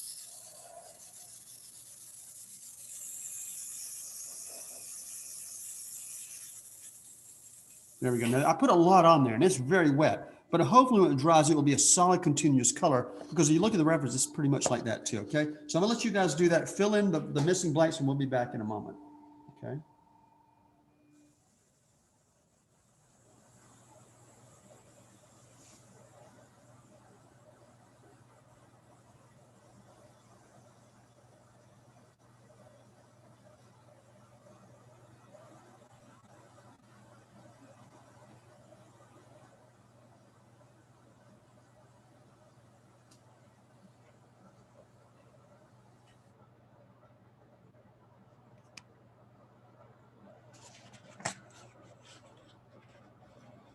Okay.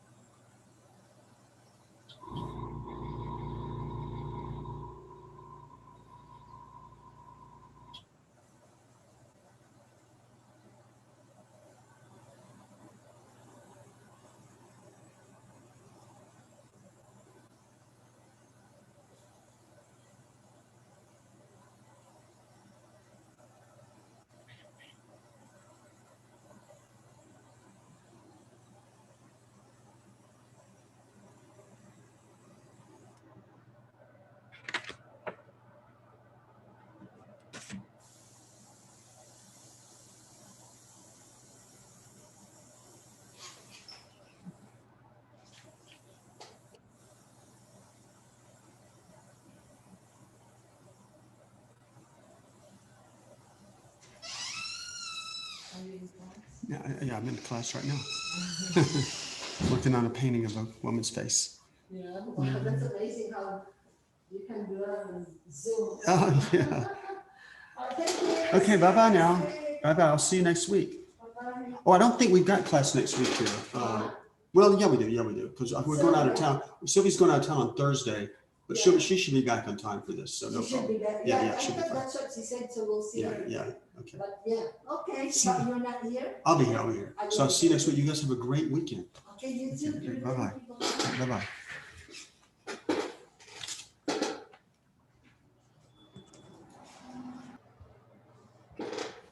All right, so pushing on, darkening that down, and this is kind of push on here. Let's soften it up a little bit, make that a little more solid to get rid of those splotches. I'm just going to run right over some of these marks I made. I need to go darker in there, make it more solid. Just fade it out. Let's just fade it out, feather it out there. Okay, but I definitely want to stay solid in here. I don't want any kind of splotchiness. All right, and let's put it right in here too along this edge. That's looking better, I think. Okay, I feel better about things there. I'm going to stay out of that highlight. I don't think I can do too much. Maybe there is some at the bottom corner down here, at the bottom right corner. I see this. So I don't think I can get to it, but I can go ahead and try to put some in there. What I'm doing right here at the bottom, that little triangular shape. Okay, I might have a chance to paint something. I'm just going to bury the white. It's probably not the right color, but you notice I don't care if it's the right color or not because it doesn't matter. As long as we can, it's lighter than the end final target color. As long as this color I'm putting in here is lighter than the final target color, oops, I'm making a mess here, then I can use it. All right, I make a mess because that paint is wet and I just smeared it. You probably can't see it, but I put, it's a little smear in the very corner, which is totally out of sight for you guys, but, oh no, maybe you can't see it. Yeah, you can see it at the bottom. Paint was wet and I got into it, which I shouldn't have done. I should have been more careful. Let's just take the lip off. And I did, you see, even if I'm not spraying near it, that overspray will travel on the lip. So I got to be careful about that. Okay. Don't get too crazy.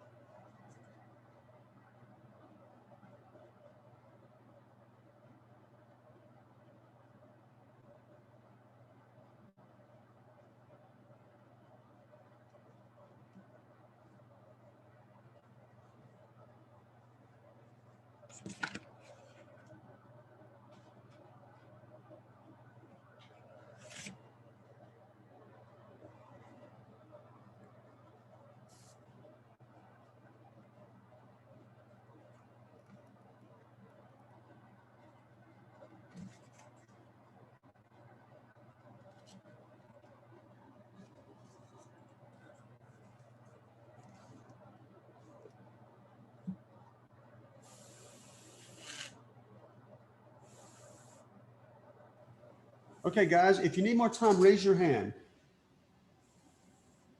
What? Nobody needs more time? Raise your hand if you need more time, because I'm going to push forward a little more. Okay, just checking, just checking. So we're going to keep the same color of the gun. And what I want to do is I want to go over and I would like to add some wrinkles under this eye. And I'm pointing to the eye right here, some wrinkles under there. Now this might be a little bit challenging to you because I'm going to freehand part it, but I'm also going to use my friend, the dowel. So to do this, I'm simply going to go in here with the dowel and see if I can make this work. But for this, I probably need my glasses because, you know, this is pretty fine work here.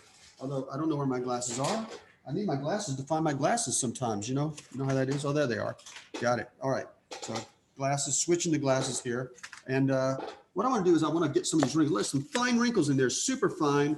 And I want to get them in there. I don't think I can get them all the way in here because they're a little bit too much. But I'm going to just get in there and maybe try a couple of lines like this. Now, see, I'm just going to make some quick lines, very, very fine lines. It's dangerous in here because I get in here and I can't really clean anything out. But when here, I can clean it out with the dowel or the blade or something like that. So what I'm doing, I'm going in here and make some lines.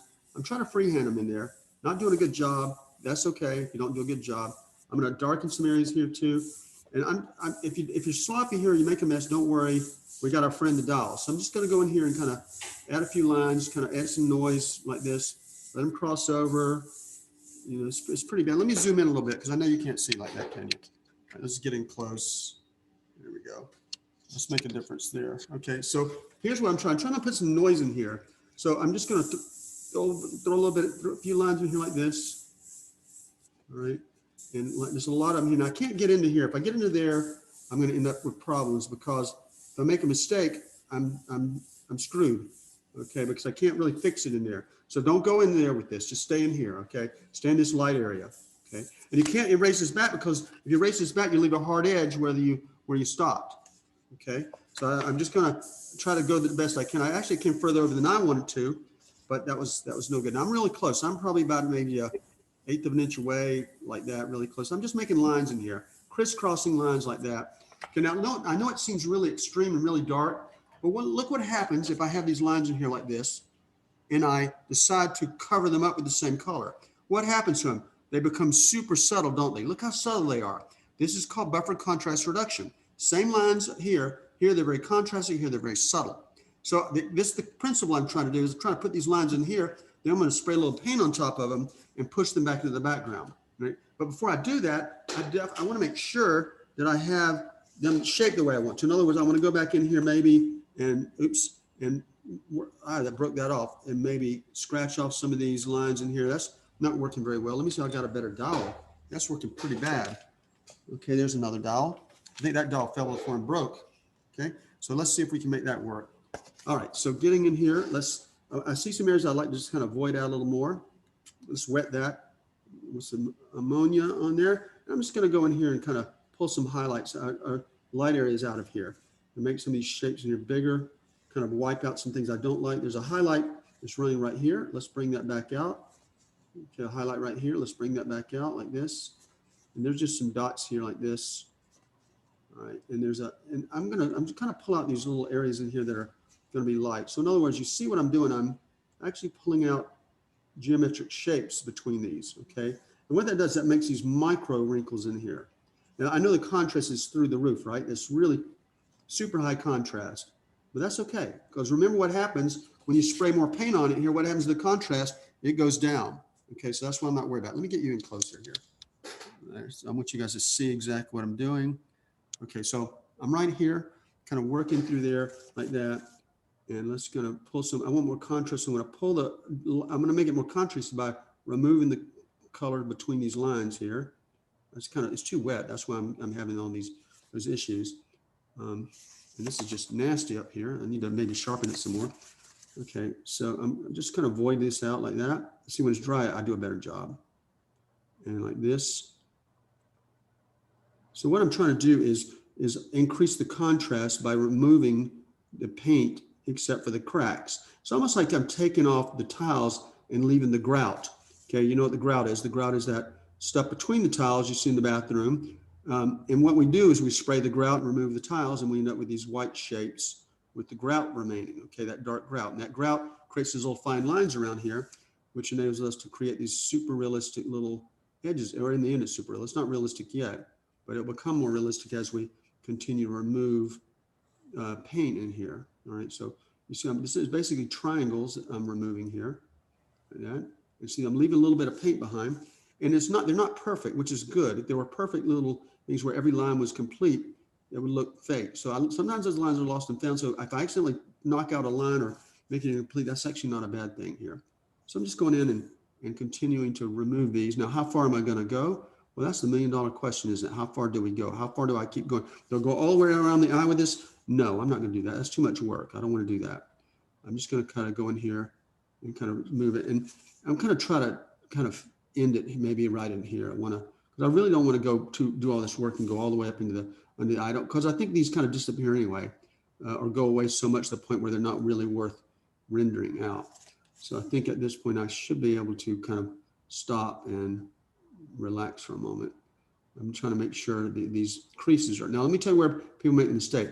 What they do is they leave their grout too wide. So you got to get in there and make the grout thinner by making the white shapes bigger. You see how big these white shapes are? So you're only leaving a sliver of paint behind. That little sliver is what adds the realism to it. So let's go back in here and work that.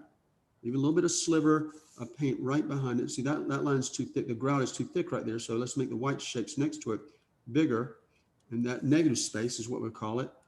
Actually helps us shrink down the grout. Okay. And I'm just working through here like this. And there's one in here too, like that. Okay. There we go. So things, and they're not all the same colors. You can see some of them are going to be darker than others, but this is a good way to build fine detailed texture around the eye, because there's a lot of fine texture around the eye, really super small wrinkles, not big at all. And I want to represent those somehow. Okay. Now you can also use a stencil. A stencil will give you a pretty quick texture in here, but I don't want you to be dependent on the stencil. Okay. That's not a good thing. You want to be able to do this manually with some tools and things like that. I'll show you some stencil work shortly, but I don't want you guys to feel like you can't do a thing without a stencil, because that's not the way you should be doing it. All right, I can't really do too much, and I don't have too much to work with here, okay? So the other way you could do it is you could simply spray in some background first, like this. Come on, background, come out. It's not coming out very well. See the bubbles in the cup? That's tip dry, okay? Got to deal with that. All right, there we go, it's coming out now. So I could go in here and put some background here, just a little bit of background, like that. Okay, and then go in with the dowel. Hopefully it's going to work for us, and make little dots like that. Oops, that's the wrong dowel. That's the dowel is broken. All right, so go and make little dots like this. All right, and these dots are, I can see them in there, little dots. They're not really like big cell shapes. Like these are pretty big cell shapes up here, but these are smaller cell shapes. So they're little dots. I might just tap and drag in a few places like this. Okay, just tapping and dragging. And see how they fade out? They fade out because the background fades out. So as they get out into here, the background's almost gone, and so these fade out too. Okay, now I want my contrast to be high because I'm going to overspray this with some other paint. And when I do that, the contrast is going to go back down again. So I'm trying to overcompensate by leaving making some high contrast areas in here. So these are kind of a little bit bigger shapes in here. Let's just grab a few of them here, make them happen. And right here, pay attention to the size of this. Is some time where you got to roll your sleeve up and just work on it. You can't really, there's not really a shortcut around this except for a stencil. Okay, and I don't want, again, I could give you the shortcut and the stencil does it in like 2 seconds, but I don't want you to be in a situation where you have to have a stencil in order to get the paint. So I'll try to show you the hard way first, and then we'll show you the easy way with the stencil to make things happen. Okay, stencil's awesome. All right, especially if you got a good skin texture. Now I've got this new one that you guys have seen. Some of you have it. Some of it's on the way. This Skin 5, and that Skin 5 is the most versatile skin texture ever created on the planet. I should advertise that because it has definitely got way more textures in it than anything else I've produced or anybody else has produced for as commercially available stencils. So you should be able to make pretty much any pattern you want to with it. And that's what I'm going to do. We're going to exploit the power of that stencil in some demonstration. Now, don't let this scare you. See how it abruptly changes from light to dark here? Don't let that bother you. I am going to go ahead and put a little bit of a line through there. What I'm going to do is I'm going to indicate that wrinkle. And you notice I'm not drawing this line. Most people scratch a line here, but that wrinkle is made up of dots. Okay, in fact, let's get some a little more detail in here. Let's get some dots made by the blade. So I'm just going to make some really fine lines and dots. This is a broken line. In other words, there's several segments that make it. It's not just one. And I'm also going to try to make some lighten up some of these areas in here. So I'm going to get in here and try to just make some circles in here and use this to make it more precision. Let's see if I can transition this. I'm going to go right up to the hair, I think, pretty much. Let's transition this too. Just kind of lighten it up. I'm making circles inside here. So I'm trying to keep from ending so abruptly, okay, because I don't think that really lends itself well to the image. So let's just go here like this, okay, and here like this. So I'm just kind of let it fade out a little bit. I've got, it looks pretty contrasty. Yes, I see that. It's very contrasty, but that's getting ready to change when we lay more paint on it, because overall it's too light and it can stand to use a little more buffer color on it. Now, when I spray the buffer color on that, doesn't mean I'm going to hose it down with paint. It's a little bit of paint on it and then stop. A little bit of paint on it, stop. I'm going to add a little bit without a lot. I kind of see a band of dark shapes going through. You see that? I can't have those. So let's just get rid of them. Okay, or back them out a little bit so they're not quite so strong. There we go. So now I'll kind of step back and look at it and see what needs to be adjusted. Okay, like that. Okay. All right, so guys, I'm just now making some dots, and I'm using that blade to kind of clean some things up here. And that. Okay, so that feels better to me. While I'm at the blade, let's get in there and see if I can pull that highlight out right there. See a highlight.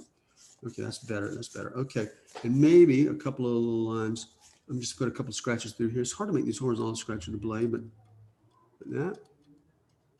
Another line like that, and a little bit of a line like that. Okay. See, some places very clear where there's a line, and other places it's a little more ambiguous. It's not so clear where there's lines, and that's what you want. You don't want it to be too uniform. You want sometimes it's you can't tell where there's a cell in there, or you can't tell where there's a shape in there because it's not visible. I think there's a little bit too much of one there right there. So I want it to vary. I want it to be different in different places. Okay, and this is just establishing it here. So let's go ahead and take a shot at putting some paint on it. Okay, so I'm going to take the paint and I'm going to try to darken it here. I'm going to put my finger over that. And you see as it goes, it's starting to darken. All right, now I'm looking at the reference and seeing what's going on here. Okay, that looks okay. And I'm going to try to push it over this way some and see if I can help it there. I don't know if I can help it there, but the boundary I'm using is going to be that hair that comes through there. If I need to, create differences. There we go. And so I'm looking at it. I need to reduce my contrast. So I'm going to continue darkening it. Let's cross over here, kind of blend it over into this side too. Yeah. Okay, continue darkening it, darken it. Like that. Just kind of do that whole area right there. All right, slow down and look at it. Now I know I see a big separation between the two colors. I'm not worried about that. I'm actually just thinking only about contrast. I want my contrast in my painting to be similar to my contrasts in the reference. Okay, so I'm just trying to add a contrast and looking at the difference between the background and the color there. Okay, and I get down here, it's going to lighten up a good bit. So let's just add a little bit less color down in here. See, it's lighter, so a little bit less. I can always come back and add more color later, so that's why I'm being conservative about it. Maybe a little bit like that. Okay, a little bit more like that, and just kind of push this color up into here too, like this. Okay, and I see a little bit more of opportunity to vary some white here. Okay, like this. All right, and I need to blur a little more. Just push this color into here like this. And what I'm trying to do is just kind of vary those white areas, darken them down a little bit. Leave those light areas light. Don't go dark with them. All right, and soften it. All right, so it's looking kind of rough right here. I see that. Put my thumb against some distance, see if I can soften that a little bit like that. Just kind of blur a little bit. I'm worried it's going to get too dark. Just a little bit. Oh, sorry. Yeah, you're right. I'm getting off screen there. Let me just back the camera up a little bit so you can see. There we go. Okay, so what I'm doing here is I'm coming right into here with this color like that. Okay, you see, and because I see it didn't drop, but I don't want to go too, I think this might be too light. How do I know? Simple. I can just test it, can't I? Why? Why don't I just go up here and look at it? Okay, there's a color 100%. Do I have a 100% sample of this? I should. I think I've got one right here. Okay, so let's take the 100% sample, which I sprayed right in there for 100%. And kind of move it around and see, yeah, I can definitely put it in there. I can barely get away with it here. I can get away with it right here. Okay, let's get the camera a little further away. Okay, so I can put it here. It's safe to go here, but not at 100% here. Look at that, cannot do that. Okay, so I'm using it as if it were transparent. So this is, you see it coming down here because I can do that. The other thing I want to try is I like to put a little more in there, but the problem is I've got a line there, a dark line there. If I get overspray on the dark line right there, it'll cause a problem. Now, overspray on the same color is not going to be a problem, but overspray on dark line is a problem. In other words, overspray on these lines here, well, these are the same color, so it doesn't shift, but overspray on this color shifts on you, okay? So I put a color on here, like in here, it's going to shift blue. So I kind of try to use a mask to protect some of these things when I'm going there. Now, it's a little bit too light right there. I'll have to darken that now. This won't darken it anymore. So I kind of step back and look at now, what's going on here? It looks kind of strange, doesn't it? I'm going to see if I can move it over, blend it over a little bit. Let's just put that right in there and see if I can move that. I don't want to go too far because I'm going to start covering up lashes, but I would like to make sure there's not an abrupt transition here.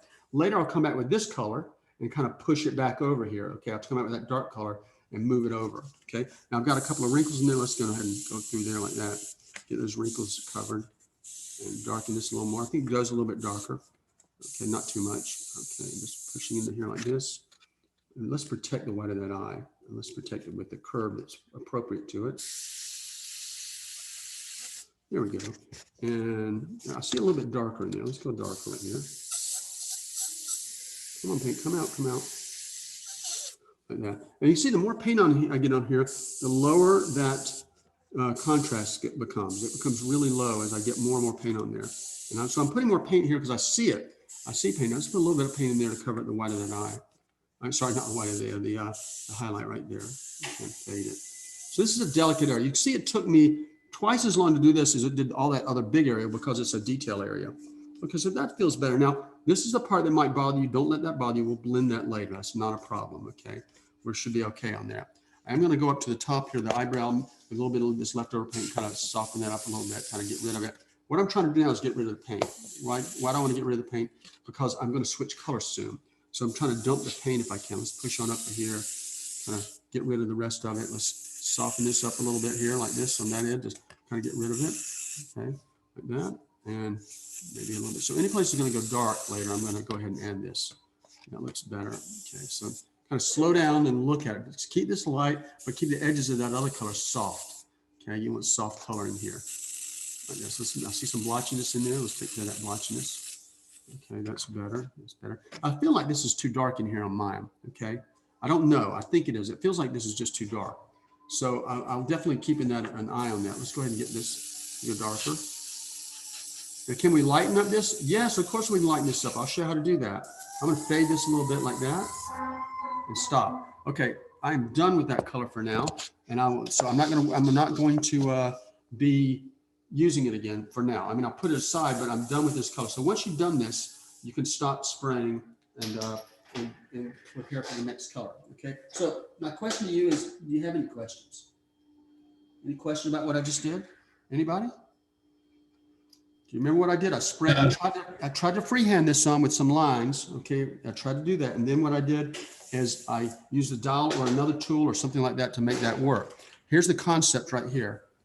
All right, there's the concept of drawing lines through here, and then eventually we're going to put color on top of it, the same color on top of it. So the lines are there, they're just reducing contrast. So I'm going to draw some lines in there freehand up close. If you can't get them right, you could put a field back there and then kind of subdivide it. The other thing you might want to do is take some pencil work and go in there with a pencil and do it, okay? But then you're going to come back and you're going to lighten things up. Now, if you get too dark in here, you can come with the eraser and kind of make some little circles very lightly, but don't take all the paint off. You can come with the eraser and kind of lighten some things up like that. Okay, that'll make a difference. But all right, so any questions? You guys good and ready to go? Drew, when you first drew in those lines and were freehanding them, were you using the paint left over from yesterday? It seemed darker than everything else. No, I was using the exact same color. Okay. I know it seemed darker because they were finer lines, but this is the color right here. Okay, that's the color. This color here is right here, and it seems like it's darker. You know, that looks pretty dark right there because of what's surrounded by white. That's an illusion. Okay, but you see this color, these lines right here look lighter, the ones I've made, than these because there's no white around this. Okay, these lines inside here don't look so dark. They do look dark here, almost like a different color in here because of the illusion created by simultaneous contrast. Okay, so you have to trust the paint. I know that it's hard to because your eye is telling you one thing and the paint is doing something else, but you have to trust your eye. I'm sorry, don't trust your eye. What am I saying? It's sacrilegious. So trust the paint, measure, test and measure. Do not trust your eye. Now, once you get this white covered, then you can start trusting your eye. But right now you can't because the white is going to throw your eye off. The white is the enemy of your perception. Do you want the lines to be really straight? I'm sorry, say again? Do you want the lines to be really straight? No, Or no, can they don't have they to be go straight. like all Let over them the place? keep looking. Let me draw in pencil kind of, let me give you a graphic representation of what I'm thinking about with the lines. With the lines, when you look at them here, you see some going like this, and I see some going like this. So they're kind of crossing, and a few like this. They kind of cross over like a not even perfect. They're not like tic-tac-toe, okay? They're not perfect. But if you look closely at them, you'll see some that are going in different directions in there because it ends up making shapes that are like this, almost like tile that has squares in it, a tile that has little segments, little sections like that. It's got a weirdness to it, okay? So look at the reference, and you'll see these little crossing over lines and things like that that are, look very closely at it. So try to look at the reference without any color. If you only see these lines in here and the background color was gone, that will help you kind of go in and make that happen. Let me see if I can focus that a little bit because I think it would benefit you to see that up closer. All right, there you go. So there are some dominant lines in here. You see these dark ones, but try to look past those at what's going on in here. You might be able to see it better in your, there's lines going this way, lines going this way, and certainly some lines going this way. So there's at least 3 directions of lines that we're witnessing here. Okay, but the truth of the matter is you do not have to be exactly the same as the lines in the reference photo. Okay, I used to sweat that. I used to go in and make every line, every speck, every spot on the painting look exactly like the photograph. But I learned as I get older that you're not even going to notice those things. Some things are just going to totally be unnoticed by the viewer because they're just not important. So the precision of this is not important, but the fact that you want some texture there, yeah, that is important. So you're flipping it back and forth, you can see I can still darken it some more in some places. It looks too dark right here, but when I measured it, it said, hey, I'm okay. But I'll show you the technique to lighten too, so don't worry. Tomorrow we'll show you how to correct mistakes, and we'll show you how to lighten area that gets too dark. It's easy to darken. As you know, it just takes a second with that airbrush to darken. It is not easy to lighten. Lightening something has consequences. If you use the eraser, you end up with a texture and a hard edge. If you use opaque colors to lighten up something, you end up with a color shift and you lose texture. Okay, so that's a kind of a trade-off, isn't it? You have to choose one or the other. So choose the best one for you. It depends on your situation. If it's a big area that needs to be just kind of the overall color lightened up, then I definitely use an opaque on there. If it's an area like a couple of spots in here that are too dark, I might consider using the eraser because it's going to give me texture and I need texture in here, or even the blade. All right. Other questions? No other questions. Okay. Well, I'll leave the mic open. I'll mute mine, but if you have questions, ask them or ask them on the thing. So what we're doing here is we're going to develop this area a little bit here. I should have, in hindsight, left that totally blank in there. I should not. But what happens, you get carried away with this, oh, I see color there, forgetting that there's texture that's got to go there. We can add some texture on top of that, which I'll show you with the stencil, but you don't have as much control over it as you do when you got a blade or something like that that you can utilize to make these lines. So I'm really looking for these little fine lines that are subtle, that almost like a spider web in there in the painting, okay? And don't worry, we'll show you how to refine it and everything, but let's go ahead and see what you guys can do, okay? So I'm gonna give you some time to work on this. This is probably at least 30 minutes worth of work. It's pretty ambitious. So good luck, everybody. Oh, let me stop the recording. I don't need to record the dead air, do I? What I was saying was very relevant. Okay, guys, so here's my first test of the swatch that we've been working with. Let's kind of get that up on the screen, up there a little higher. Okay, and what we've got here is a big mess here. I've got paint splattered all over the place. I'm not sure where that's coming from. Something went down here. See, I've got paint. I got wet paint through here. I'm not sure where. You can't even see that. Okay, let's see where you can see it. I got wet paint on my painting here, right in there. You see dots of that. I don't know where that came from. And something happened here. And it's like that mystery thing where paint appears out of nowhere, but you don't let that daunt you. You just say, okay, well, I got some paint on it. So what, right? All right, so what I'm doing now, let's line my reference back up because it got moved. Line it back up, restore the tape to the right position. Hopefully things are good. All right, that looks okay. And now let's take a look at what I had here. I tested it on a piece of paper. And I put that paper somewhere, and now that's disappeared too. Okay. Hey, we're hitting 100 here. And fortunately, I'm recording all this in confidence for you guys to enjoy later, right? All right, so what I've got to do is find out where I just sprayed it. There it is. Okay, so my first test, here's my first test. Let's get back to it, is right here. This is the test. Now, let's put it under a window if you have to. Actually, there it is right there. There it is. So I'm looking at that going, okay, what's the problem here? It's getting close. and get a little bit more focus on it and lighten up a little bit like this. We can see it. There we go. All right, so here's our differences. Now, the first thing I'm going to say is the differences is that, there's my target over here. All right, is that of one is more green than the other. Okay, which one is more green, the bottom or the top? Can you tell? Yeah, the bottom is more green. Okay, obviously. Okay, so and this also looks a little grayer. I'm not sure about that. So it looks to me like I need to warm it up, maybe a little orange, but definitely get rid of that green. Now, what's the best thing to get rid of the green? Pure red will get rid of it. Okay, and so I'm thinking orange and red. What about the value? Its value is pretty close, isn't it? Maybe it's a little bit lighter than the target area, just slightly, but it'll probably darken when I add some red and orange to it. So I'm going to add a drop of red. I haven't done anything to it yet. I mean, I've pretty much just kind of left it as is, but so I'm going to include I'm going to go back to the formula and modify that formula, right? I need to add some things to it. So let's see if I can find the formula. There it is. Burn number 20. I'm trying to see what I added here that may have made it go green. You know, looking here, what could have caused it to go green? Because I really didn't add anything. I got burnt sienna, I got burn umber in there. There it is right here, but I didn't do anything to make it go green. So I'm going to go ahead and add plus 1 red, which would be scarlet, and plus 1 orange. And I'll tell you what I'm going to do. I'm going to increase the volume of this because I don't think I've got enough in here to really do too much. I think I'm going to run out of paint because I only had a few drops in here. You see how much paint I've got left? I've got about that much left. And if I add a drop of scarlet to that, what do you think is going to happen? Well, a little too much dramatic change because I had more paint in here, but what did I do? I poured some into my airbrush because I had to test it.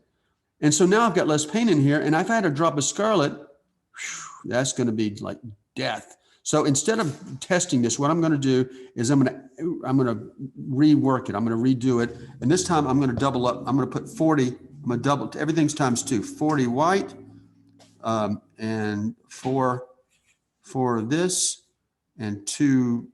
What was this? 2 red. I'll add 2. Let's add 1 red just in case. 1 red, 1 orange just in case. And burnt sienna will add 4 of that. Actually, I added 4. It'll be 8. All right. So we'll double up. In fact, Sylvia will do that now. So I'll start recording. We'll redo that and we'll see what happens. Okay. Want me to mix this? Yes, mix it. I've already given you the formula. We have a pretty good idea what it's going to be, but we need to find out. So, because there's no rule that says you must approach this first and that first, but I would think that it would help you a lot if you take steps to bury the white, because the white is the enemy of your perception. Generally, I'll start first with the features, the eyes, and that's where I put the most energy and effort into. Then I'll work on try to start burying the white, blocking some colors. And after I kind of get things going, I'll start at the top, and like a machine, I'll work on finishing the painting from top to bottom. Finish the forehead, because I can look at the forehead as a standalone item, just a big rectangle usually. And then I work my way down from there. And in the end, I might add some detail on top of everything. So let's try the color now, guys. It's already in the cup. Have you have tested it? That's the last one we already tested. Okay, so we're good. All right, so where's the You new? just have to use it. This is it. Okay, guys, this looks so orange, doesn't it? You see how orange it looks? There it is, really strange looking. Okay, so I'm going to try it. Sylvia says just have to use it. I'm going to get rid of some. I got so much in there. And I'm going to test it first. Trust but verify, right? Verify the color. That's the one I had before I did the mixture. All right. This is the right one, huh? Oh, that's the new mixture? This is the new mixture, and this is the one I got before. I need the new mixture in here. All right, so I'm going to put the new mixture in because I want to make sure that what I'm representing to the students is valid. Okay, so new mixture into the airbrush. We go, 1 drop, spray it, and let's find out what happens. So off camera now, I'm spraying the paint. And I'm letting it dry. Very boring. Letting it dry. I'm spraying 100%, by the way, because it needs it.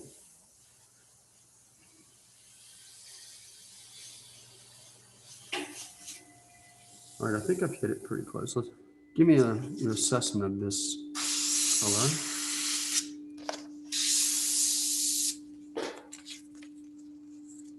And the end on the right. This one? Yeah. All right. I'm seeing a highlight there. Let's turn it vertical. Let's get rid of the highlight on the end. rotate that side. That highlight's not in the way. Here we go. All right, so guys, you can get a sense of it now where it is. That let's cover that part up. Okay, so it's okay. It's a little bit. Looks like it might be a little red, but that might be from the overspray. All right, trying to get rid of that wrinkle. You want to get rid of the shadows and everything because all those shadows and everything that's cast there interfere with your ability to make determination. It looks a little on the red side, slightly, but I think I can actually live with that. It looks, I'd rather be red than green, but it's very close. So I think I'll run with it because I'm too lazy to do otherwise. So there's a chance that one less drop of red might be appropriate for this. Okay. So once you write that on there, just take a red off just in case. So I put 3 red on there. All right. So we'll modify the formula a little bit, guys, for you. So that's what we think. Okay. I'm going to use the color. Okay. And let's see what's going on. Can you move out of the way, please? All right. So here we go. Let's spray the paint on here. If you guys are ready for this, back up the camera a little bit, zoom out. And what I'm doing, this color is appropriate for here. It's a little bit lighter right in there. I'm going to go ahead and block this off my finger and just spray it like here.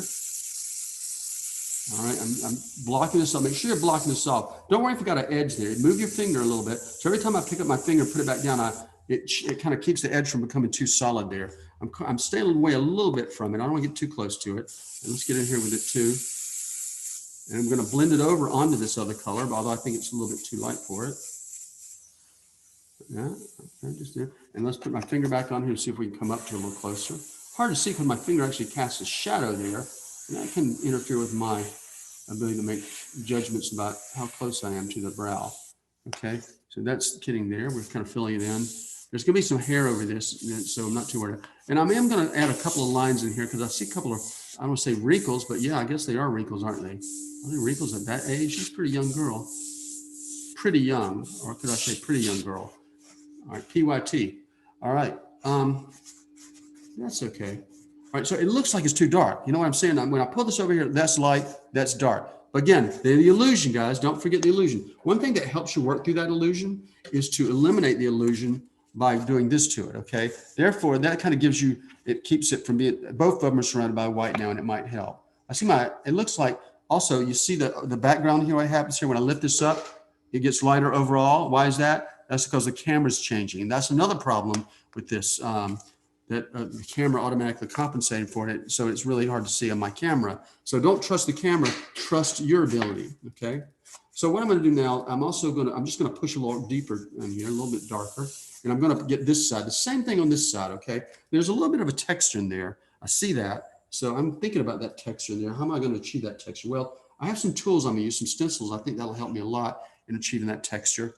But for now, I'm just gonna go ahead and cover this up and get in there and push this a little bit darker here. All right, there we go, like that. And let's get it back up in there. Let's check it out. I'm gonna stay pretty light here because I don't think this is that dark. See how it's lighter on this side of the forehead? So I'm gonna stay pretty light. Let's just kind of fade down. And I'm gonna err on the side of being too light. Why is that? Because I can always darken it, okay? I can't lighten it up very easily. So I'm gonna stay a little bit light with it and just kind of leave a highlight on that side of it. Let's back the camera up a little bit more, all right? So I'm saying, you see how light this is. This is pretty light in here. So I'm gonna stay here. I'm put a little bit of color in here and a little bit in here. Just kind of blend it out a little bit, like that. All right, there we go. And a little bit under there too. So just kind of very, very gently nudging some things around here, okay? All right, that's not so bad, okay? Kind of looking at that. Now I need some texture in there and I'm gonna think about that in just a moment, okay? This also looks like a little more purple than what I've got. I'm gonna need another color, I think, for that, or at least put some violet on there, I think. All right, so I'm just kind of blend in. You gotta get rid of these splotches. There we go. And I think I'll stop. All right, so you guys, I'm gonna let you guys take that on. It's your turn to do this. All right, I'll let you guys try it. And make sure your colors matched. And while you're doing that, I'm gonna find me a stencil, texture stencil I've got in here. I'm gonna try to find that stencil. Sylvia, maybe you can find that for me. The CN5 stencil in paper. It's a white paper one that I made. It's the medium size one, not the giant one. I did find some Mylar ones, but those are the big ones. I'd like to see if I can find the 7-inch one. The prototypes that we sent to students. They're in paper. They're not in manufactured form yet. Okay. So let me pause that. I'm recording. I shouldn't be recording that long. Okay. All right. So taking the stencil here, I'm gonna use the same color, and I gotta be careful. I gotta watch out for that overspray here. And I'm going to put the same color on, which means it's not really going to change hue and saturation very much. What it will change is the value. Okay, so I'm just going to lightly dust over it. Maybe let's just put a little bit in here like this. And you can hear it. I can't see it coming out, but I certainly could hear it. Okay, let's take a look at it and see what we're getting. All right, you probably can't see much of that. Let's zoom in. It's subtle, right? Very subtle, but I need it to be subtle. Why do I need it to be subtle? Because it is subtle in the reference. If it's subtle in your reference photo, make it subtle in your painting. Now, is that too subtle? That's okay. I need a little less subtlety over here. So let's go back and revisit this. We're getting in here like this. Now I'm putting the edge here kind of in there. And I'm lifting up with my finger, keeping up in the air a little bit. And hear the paint coming out. Stop and evaluate. Definitely seeing something coming out here, okay? Backing the camera up a little bit. All right. Definitely some stuff coming out here. That's good. Is it going to work for me? Yeah, I think it actually is going to work for me. The problem is it looks isolated over there. It makes it look extra dark because there's nothing around it. So now I need to kind of fade it that way. So I'm going to go to the edge here like this and spray a little bit on the edge right there like that. Stop, pause, evaluate. I see I'm missing a spot right there. So let's get in there, see if I can hit that spot. Like that. Okay, maybe a little bit like that. So I'm trying to fill in a little bit. So now we got some texture going on. Now it looks like it's very extreme, but once we get these dark hairs in there, this texture is not going to appear so bright as it does. Okay, it's going to become a little more subtle. Okay, and now I just need to put more noise in general. So I'm out of paint, so let me add some more paint to it. Okay, and this, you can also water the paint down this place if you're worried about going too dark, but I don't think you'll have a problem with that. Okay, so I'm just going to go ahead and lightly dust in here like this. And I don't care what texture is in there now. I just need noise. So I'm just going to put some noise in there. See, so what's going on is a little noise is starting to appear in there. Okay, let's take a look at it and see how it compares to the reference. Now I'm starting to get a highlight right here. I don't know if you can see it, but I need a highlight there. If I put a lot of texture in, that's going to cause problems. So I got to be careful. I'm going to go ahead and put some in here too. Let's just go ahead and put a little bit. Let's get some in. I love this texture right here. This is a better texture for us. All right. You see I'm just moving around and kind of laying the pattern in there like that. Okay. I really don't think I should have put too much in there, but I'll live with it now. And I'm also going to put some up here. Now, I kind of see these lines in here that are moving this way. I don't know if you can see those in here. Okay. Right where my finger is. You can't see that. Let me move. Sorry. I'm going to slide everything up because that's definitely blocking my view. Now, this is subtle. Okay. You don't want to exaggerate it too much. And I'll show you what to do if you get in trouble, because I'm sure I'm putting myself into trouble here with too much of something. All right. Right here. Texture. It's kind of a reddish color, but I'm going to say go with this, I think, because I'm just too lazy to go put another color in there. Very lightly. Okay, there it is. And I also noticed some lines in here. So I got some lines in the stencil right in here. So I'm going to throw a few in there like this, like longer lines that kind of stretch out like that. Okay. Let's kind of go down here and look. That's a little bit on the light side, but on the dark side. But let's go ahead and put some more in here. Like that. Okay. And like that. Okay, now if you go too dark, I don't want you to freak out. You say, oh my gosh, I'm too dark. Because remember that we're actually, a lot of this is an illusion when it's too light, okay? When it appears too dark. So don't freak out. I just got raw texture in there right now, okay? I'm going to throw a few strokes in here with the airbrush. Because I kind of see some lines and some noise. This is probably part of the hair, so I'm going to freehand a little bit of that in there. Just kind of put a little color in there to tint it, okay? And I see a couple of hairs in there. Now I'm going to suggest the hair in there, even though I don't have the right color for it. I'm just going to put it in there so I know where the hair lives, kind of position. That's too dark. I don't like that. It's very tempting to wipe that off, but when you wipe it off, look what happens, just to show you. You know what the problem. Now I put that on there on purpose because I want you to see this is going to happen to you sooner or later. All right, you're going to wipe something off. It's not going to work out the way you want to. So what you got to do, you got your 5 options. Okay, we're not going to start over. We're not going to kill ourselves. We're not going to live with it. So what I'm going to take the eraser. I'm going to try to reduce its presence. Meaning, when I say reduce its presence, that means try to make it less conspicuous, less obvious. I'm going to rotate it this way so we can get a little more into the situation. Let's zoom in a little bit more. There we go. All right, so we got a situation here. We've got some edge around. It's not really bad, but it's there. We definitely don't want it. Okay. This looks like this camera's trying to refocus. Let's lock the focus. Okay. So what I'm going to do is I'm going to take this eraser. I'm going to try to reduce the edge of that to it so it's softer, and it's also that dark band is going away. Right. So it's starting to happen for me. Let's push it this way.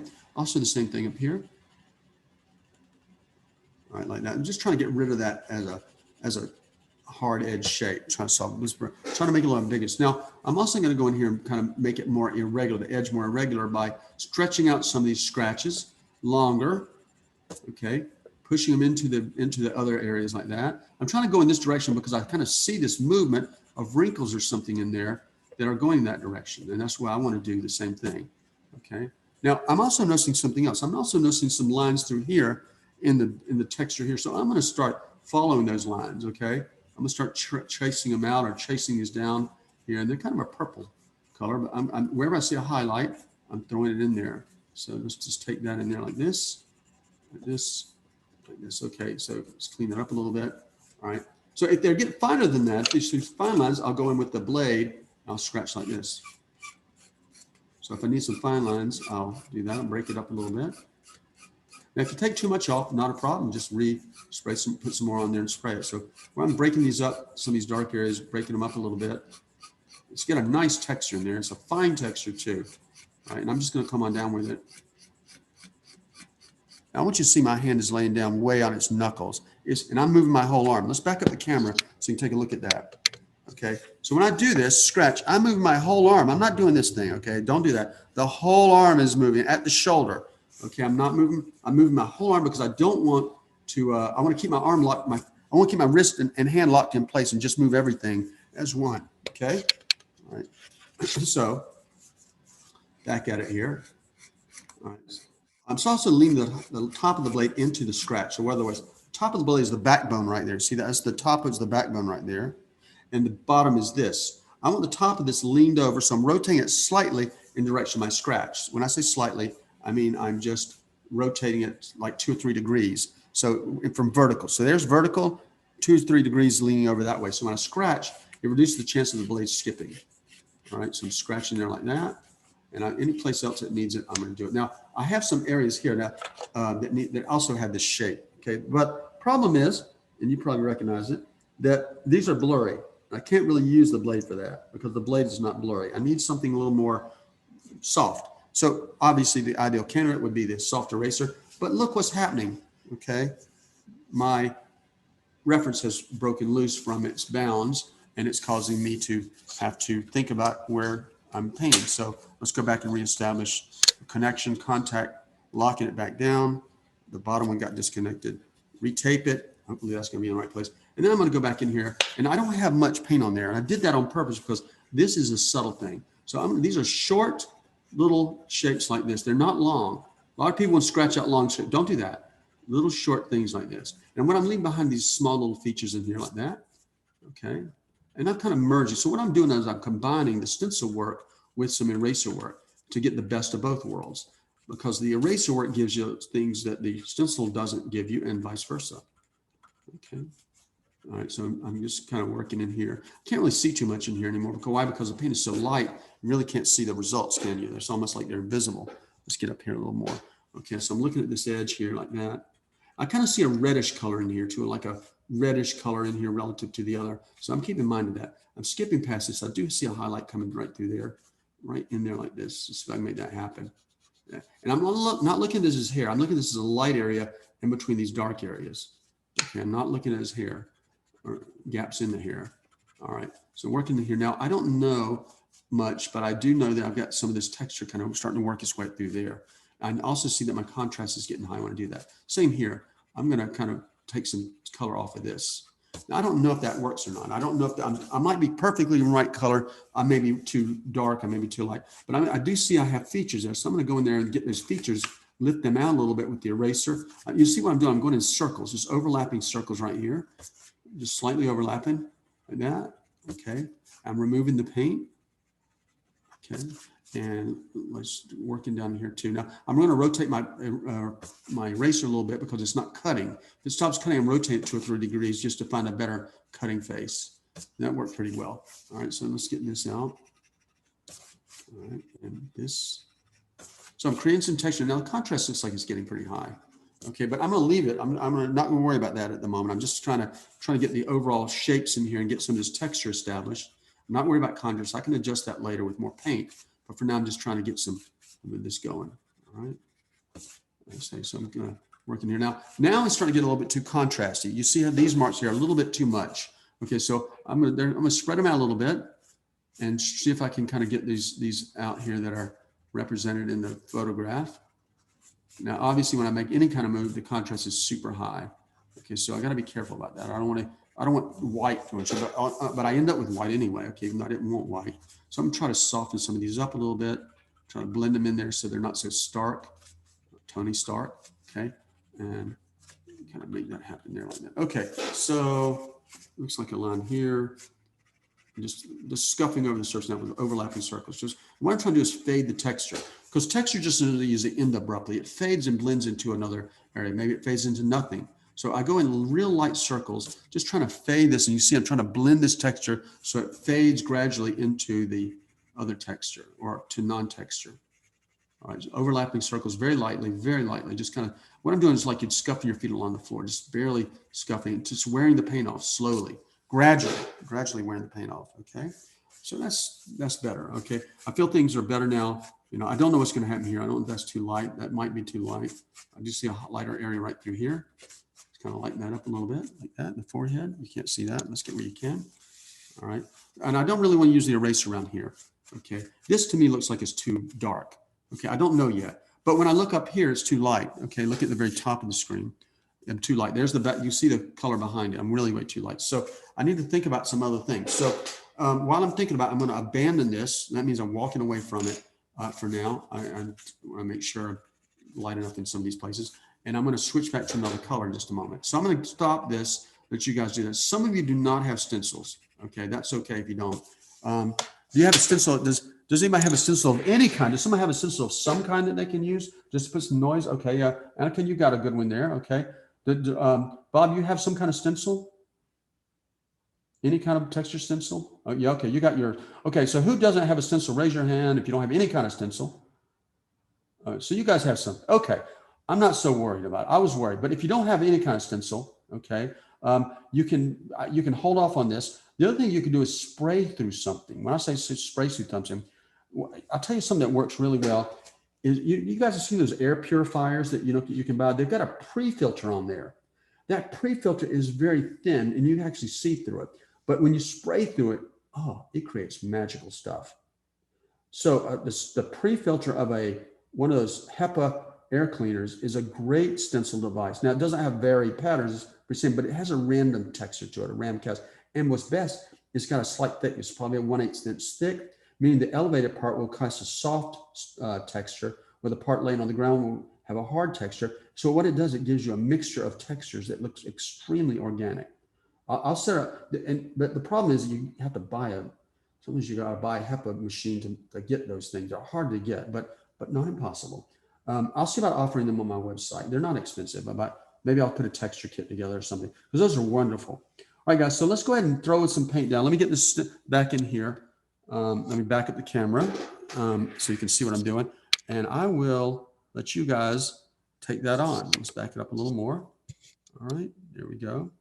And let's see if I can raise this up a little more so you can keep it in the camera. All right, so let's work on that for a few minutes and see what happens, okay? Really good, nice of you. Okay, so guys, I got the color in the gun. Let's just test it and see how it looks. This color will, remember, always verify. Don't trust it. You know, somebody could have come by and picked up your gun and done something else with it. There's the color. Okay, you see it's a lot duller, but I need that color because when you compare things head to head like that, you can see that lighter. So I'm going to run a slight pass over here like this, right in here, and I'm just going to darken it gradually. There we go, like that. I'm going to hold it up to it now. Do I need to go darker? Yeah, you can see right here. I'm trying to push it darker. I'm 2 airbrush lengths away. I'm way, way far away. Okay, why? Because I need to be far away. It's getting closer, yes. Further, I'm far away. 2 airbrush lengths away, spraying right here, and I just ran out of paint. Wow, it really consumes it fast, doesn't it?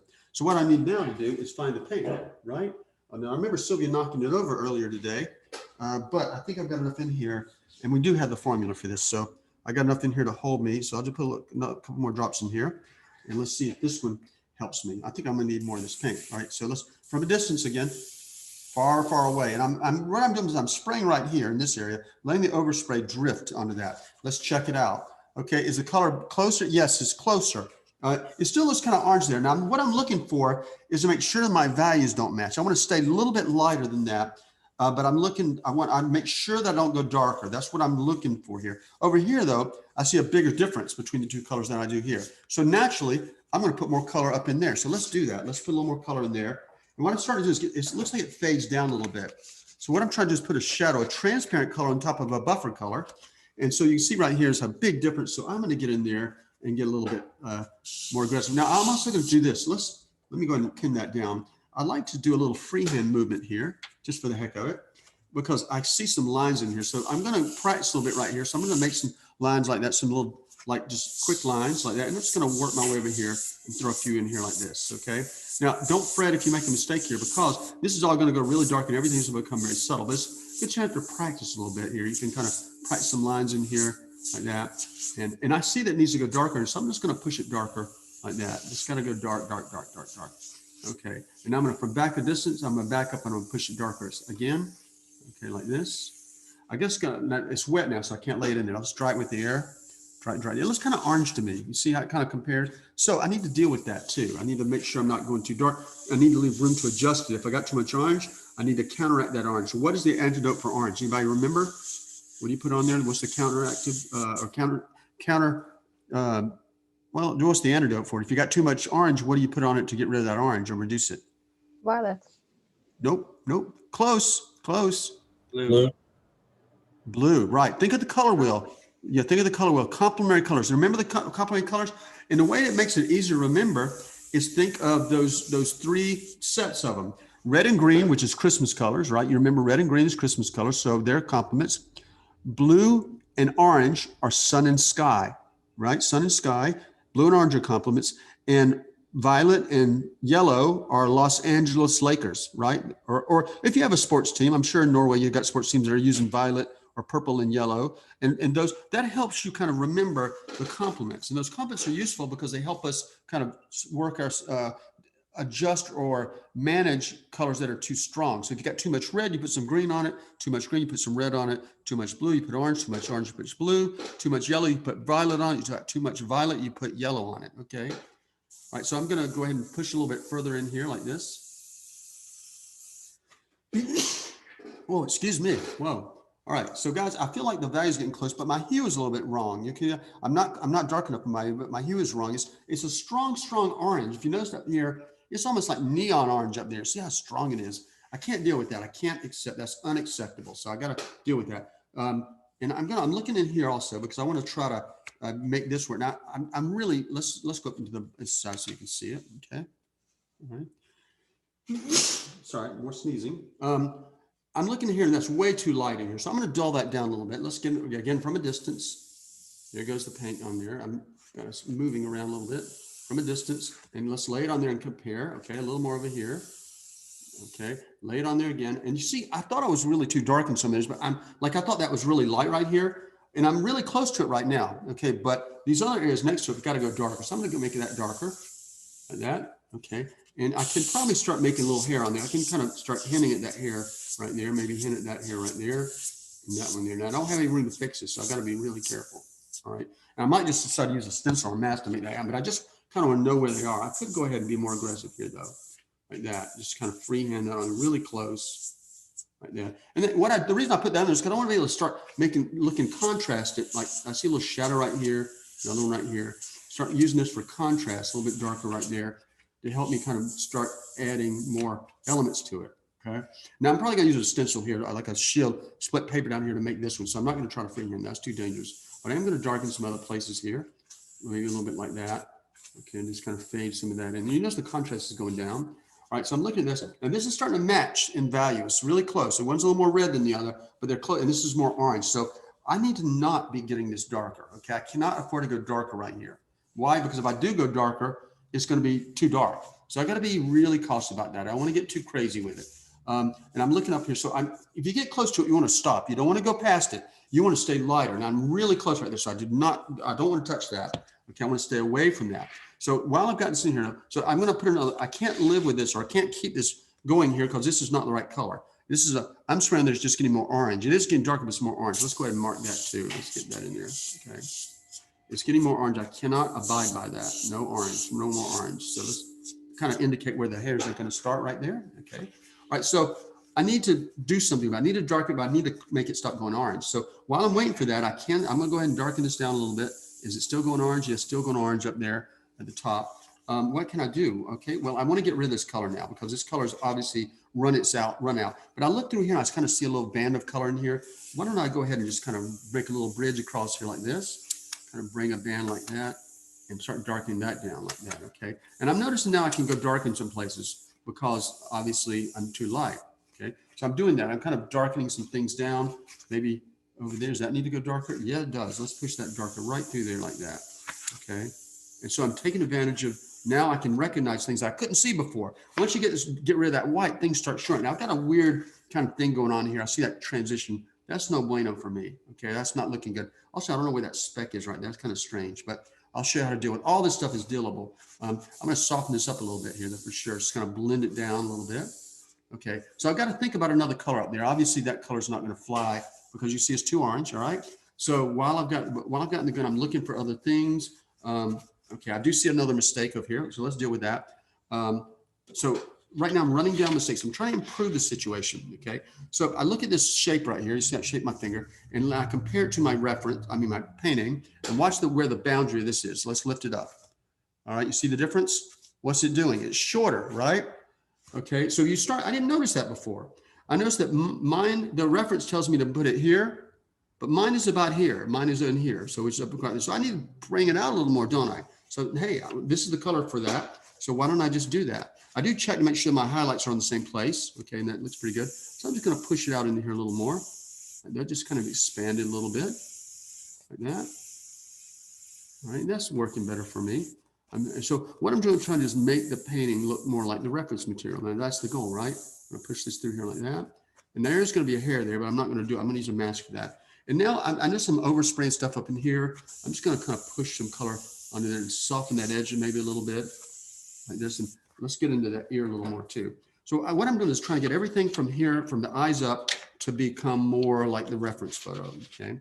So let's take another look at the ear. The ear is looking okay, but it needs to go a little bit darker, doesn't it? You see right in here how mine, that's dark, but mine is a little bit lighter. So let's just go ahead and see if we can help that. So I'm going in here like this, and let's just put a little bit right here. I'm just going to darken the whole thing up a little bit more, like that, okay, like that, and I think that's better. I do need a little more separation between that cheek and the ear. So I'm just kind of put a little color in there, like that. All right, so this is kind of coming along. Let's see, I think that's a little bit darker. I'm looking for areas that need to go darker because this is a dark color. Okay, so that's better. Maybe a little bit more in here like this. Just bring it in a little more. Okay, and that's a little darker right there. So you see, I'm just kind of back and forth, back and forth, back and forth. I'm going to see a shadow coming across right here. You see that's a very soft shadow right there, soft and blurry. I need to be more blurry than that even. Okay, and then soft up in here, a little darker here, darker. So I'm just kind of making little adjustments. It's kind of tricky to make these adjustments because you can't really see fully everything because I still don't have everything in there. You know, I don't have all the darks in there yet. Because it's hard to make judgment until everything's kind of together. I am going to come back and kind of blend this back a little bit. You can kind of see it. Well, actually, no, it's dark enough. I don't want to go darker. Okay, I see that mine dark, probably too dark, so I want to avoid that. I'm going to soften this edge at the bottom here, blend it into the cheek a little bit like this. Okay, soften that bottom here. So it blends. I'm connecting basically the opaque with the transparent in there. That's what I'm doing now. All right, and I think that works pretty good. Okay, so do I see anything else that needs attention with this color? What I'm trying to do is get rid of this color. I don't want this color. I want to switch to another color, but I can't because I got this color in here. So what should I do about that? Well, I've got the color in the gun. That shape right there. We killed that shape. We obliterated it, didn't we? So let's go back and revive it a little bit, right on top of it like this, like that, okay? And you know what? The timing just happened to be right because I ran out of paint right then when I was just getting it where I wanted it. What should I do about that, guys and girls? Well, I don't want to waste more paint. I don't want to put more paint in the gun. So what I'm going to do is I'll put a drop of water in there. Okay, I have the cup right in here. Let's see right here. I'm just going to put a drop of water in there like that. And I'm trying to extend its life. And this is the point where you can also use the transparent base. But I'm going to water it down just a little bit, okay? All right, so let's go in here. Let's try this again. I'm just spraying water now, so I don't really think I'm going to make any headway. Okay, well, okay, it doesn't work very well. But I'm going to switch. I'm trying to switch colors, so that's the reason. I'll just have to come back, wait till I have the color in the gun again. All right, so what I need to do is deal with this orange, okay? To deal with that orange, I'm going to elect to put some, I'm going to say blue probably, right? Because, well, it's too orange, and orange and blue are opposites. So why don't I just put some blue in there? So, hey, the worst thing will happen is we'll learn something. Cobalt blue is a neutral blue. That should work fine. Let's just try it and see what happens. Remember, the worst thing will happen is we'll learn something. All right, put a drop of that in there like that. And let's test it and make sure that it's blue coming out of the gun. There it is. Oops, there's the blue. Okay, let's get it back in here like that. It's just too orange here. Okay, so what am I gonna do about it? Well, let's check it and see. Oh yeah, still too orange. Okay, I'm gonna test with a little blue right now. You know what, something about this though, it seems kind of green to me. So I'm wondering if instead of cobalt blue, I should have used maybe a greener blue, which would be cerulean. I don't know, let's just find out. So from distance of 2 airbrush lengths away, spraying it right in here like that. I just sprayed it, let's look at it, okay? I'm looking at it right now, it's still, and now it's kind of, it's still orange, okay? So let's distance again. Lay it back down, okay? If this wasn't cut and reveal this, I wouldn't be able to see. Now it's getting grayer, okay? But it's also, I don't know if it's really giving me, it's actually getting a pretty good match, but it looks like it's missing some yellow or something in here. You can see it's getting closer, and that's really way too orange. So let's get there from a distance, put the blue on it. The blue just grays it away because it kills that orange, right? Like that. It looks like I could maybe use some yellow. I remember I was thinking I maybe needed a greenish blue in there because that would have been the solution. And I definitely think that's the case here, but I don't want to do too much in here because I see that's already starting to look, maybe a little bit on there, but I'm going to be super careful. Wherever it's too orange, I'm going to put that, but I don't really think, I'm pretty close in here. Pretty close. Okay, so it looks okay, but I definitely need some yellow in here. This is turning purple. That's what's going on. So I should have used, instead of using this color I use, guys, don't use cobalt blue. Use cerulean blue. Why cerulean blue? Cerulean blue is a greenish blue, and that green, that yellow that's in the green will help you. Okay, it's a lot better color than if you have cerulean blue. Use it. Now, what else do I need to do? I think I need to get rid of that violet. How do I get rid of the violet? Yellow. Okay, so I'm looking for the yellow, which should be here, but not. Let me grab it real quick.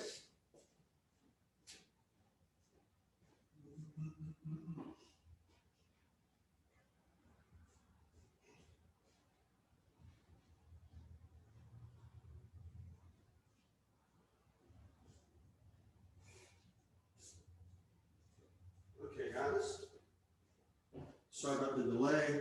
I did find the yellow. Now, your situation may be different than mine. You may get up there and go, okay, I don't have a problem with the yellow, but I'm pretty sure you will. Or I don't have a problem with the orange because we're using the same mixtures, but you may have a different amount of it because you may have sprayed more or less or whatever on there. So the best advice I can give you is compare. Lay this on here and compare head to head. In fact, it wouldn't hurt you to lay this down here and put a mask on it like this. Okay, to compare the colors, to see what the heck is going on, because that will allow you to measure those colors and see what the difference. So basically, it's just like this is our swatch and this is our target color. Okay, just the same thing. It's the exact same thing. We're matching colors. We're using simultaneous contrast to match this. Does everybody understand that, how that works? What is simultaneous contrast? Well, let me explain it again. When two colors touch each other, our brain pushes them further apart than they really are. In other words, our brain exaggerates the differences between colors when colors come in contact with each other. Okay, so that means that when these two colors touch each other, if there's any difference at all, our brain will exaggerate that difference. And what's the advantage of that? Well, that gives us a chance to identify a difference, because if the differences are exaggerated, we're able to perceive it. Okay, but to do that, the colors have to touch. So right now I'm bringing in contact the photograph with the painting, and now I can see if there are any differences that exist. And yes, indeed there are.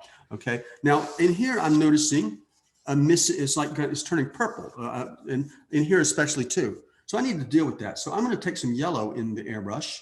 Okay, and I just happen to have some yellow. Now I want to put that yellow in there. Guess what it's turning? It's turning green because I have blue in here. Now, if you use cerulean blue, you may not need this yellow. Okay, there's a possibility that cerulean blue's got enough yellow in it that you may not need any when it's time for you to spray this. Okay, but I do. So I'm going to go ahead and spray this out. I'm getting rid of the old color. All right, just kind of washing it out right here. Let me see if I can get rid of this. I have some what's the word for it? Paint on my finger. Let's see if I can get rid of it. Okay? And I'm still wiping that off. So I'm spraying the rest of it. It looks like it's turning yellow now. It's kind of a little bit of a green cast, but there it is right there. And so I'm just going to spray a little bit of yellow in here like this. We'll warm that spot up there from a distance. Okay, let's get some in here too.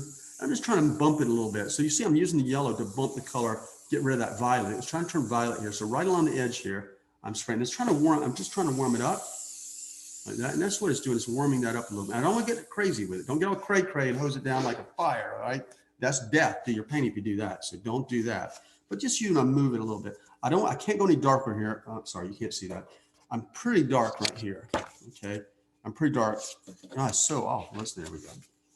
I'm pretty dark right, so I definitely don't want to go any darker right there. Okay, so just stay away from that. But it's starting to match a little bit. I'm feeling a little better about things. It definitely doesn't have that orange in there anymore. So yeah, that's better. That's feeling a little better. Let me do a test here. Let's try the blade and see if we can push this into it. All right. So I'm gonna get in there with the blade and let's just see if I can scratch. The paint's awful thick, but I don't know. So I'm gonna get in here with the blade and see what happens. So there we go. So the blade is actually gonna do it for me. All right, so I'm going to try to go around the curve here. Now, I'm not trying to get to the brown color. I'm going to get into white because I'm going to put some brown on top of it. All right, and the paint was thicker, and that's why I questioned whether it would work because I had to lay on so much paint for this to happen. All right, so let's try. I'm just kind of going here and scratching the areas like that. And it changes to a dark color here, so that's why I'm not going to scratch the whole thing, but it transitioned to a darker color. And I'm just trying to make that happen there. And I see a piece going here. That's not a very good scratch right there. I was trying to make a smooth cut like that. A couple of errant hairs there, but that was a pretty bad one. There we go, a little bit better. All right, so everything I do, thank goodness, is going to be knocked back by some subsequent colors. I'm trying to make this a little thicker in here like that because it's pretty thick. Like that. And this is going to be thicker too. Let's just go in here like that. All right, so all I'm doing now, guys and girls, and I'm just kind of preparing this for some brown later on. Okay, I may not do it next, but I'm trying to, this is definitely in focus, so I can afford to do that. All right. And the reason I'm doing it all up into here is because this hair right here is actually going to be turning dark. I am going to try to blend it in there so it kind of segues more smoothly in there. All right, there we go.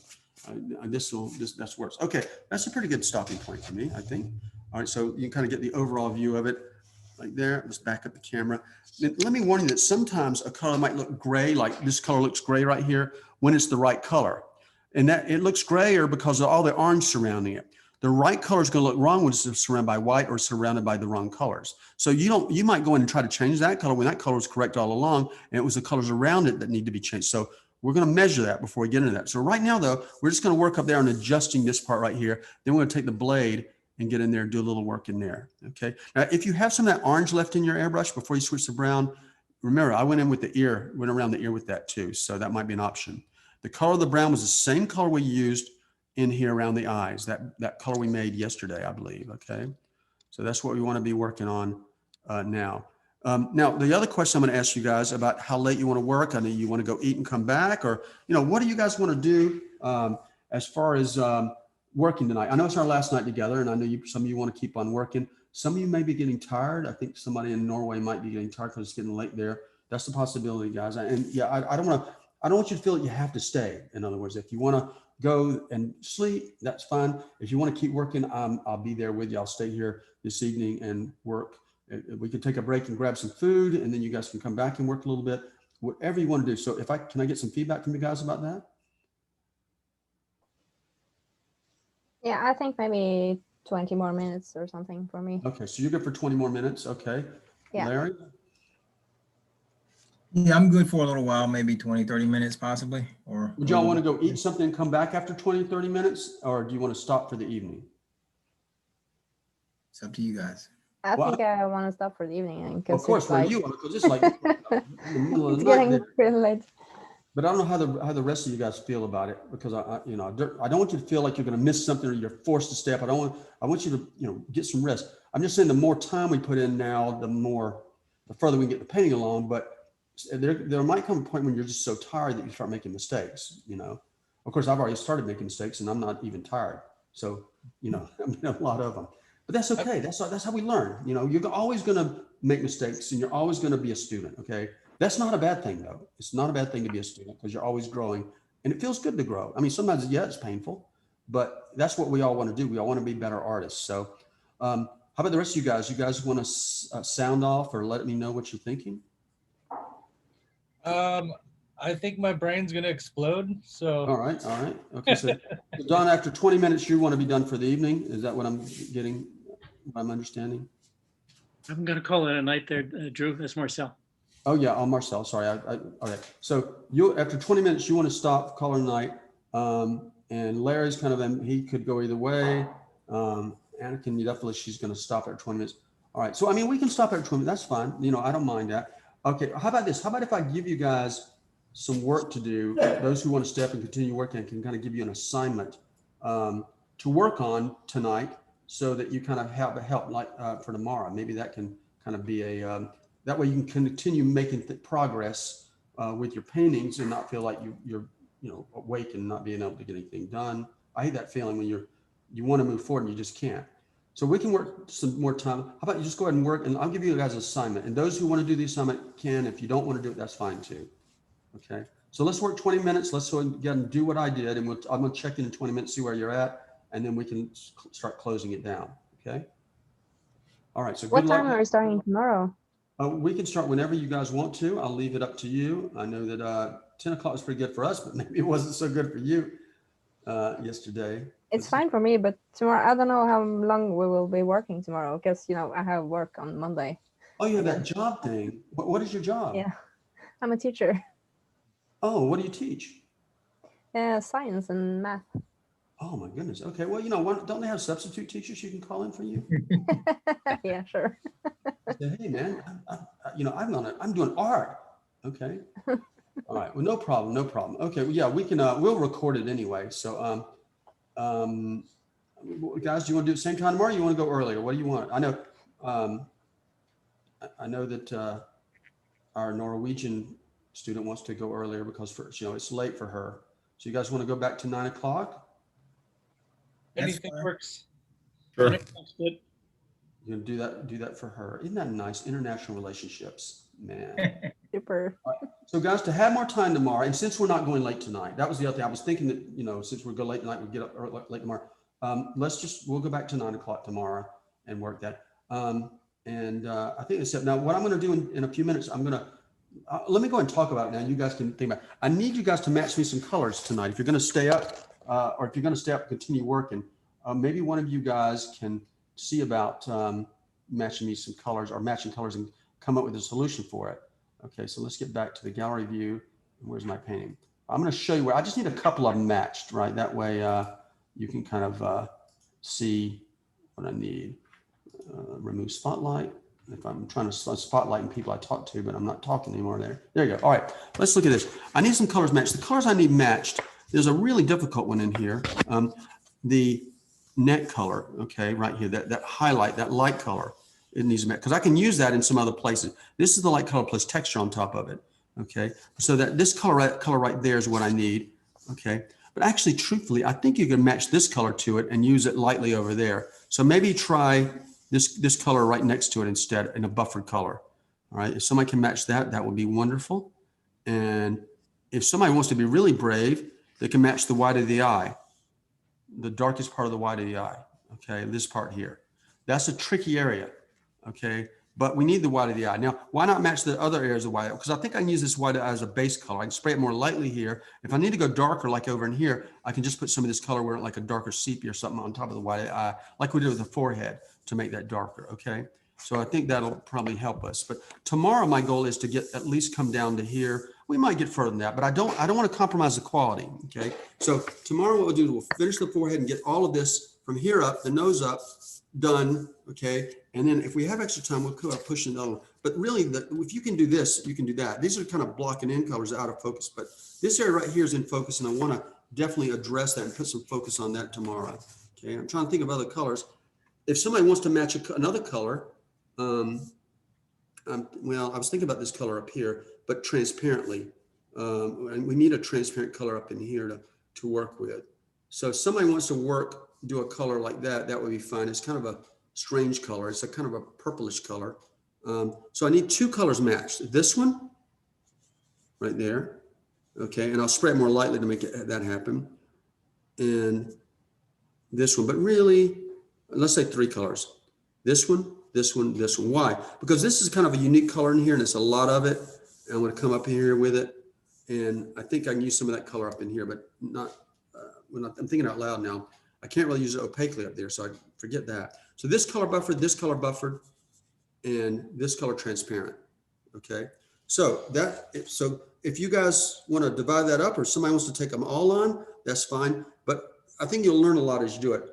Sylvia will come match them for us in the morning, but not before we have some more work to do before it'll be ready. So we're going to come up early in the morning. You can sleep if you want to. I'm talking to Sylvia now. Okay. And then we I'll come. have to do something a certain time, but we can schedule. Okay. So basically, we need 3 colors. This one right here. This one right here.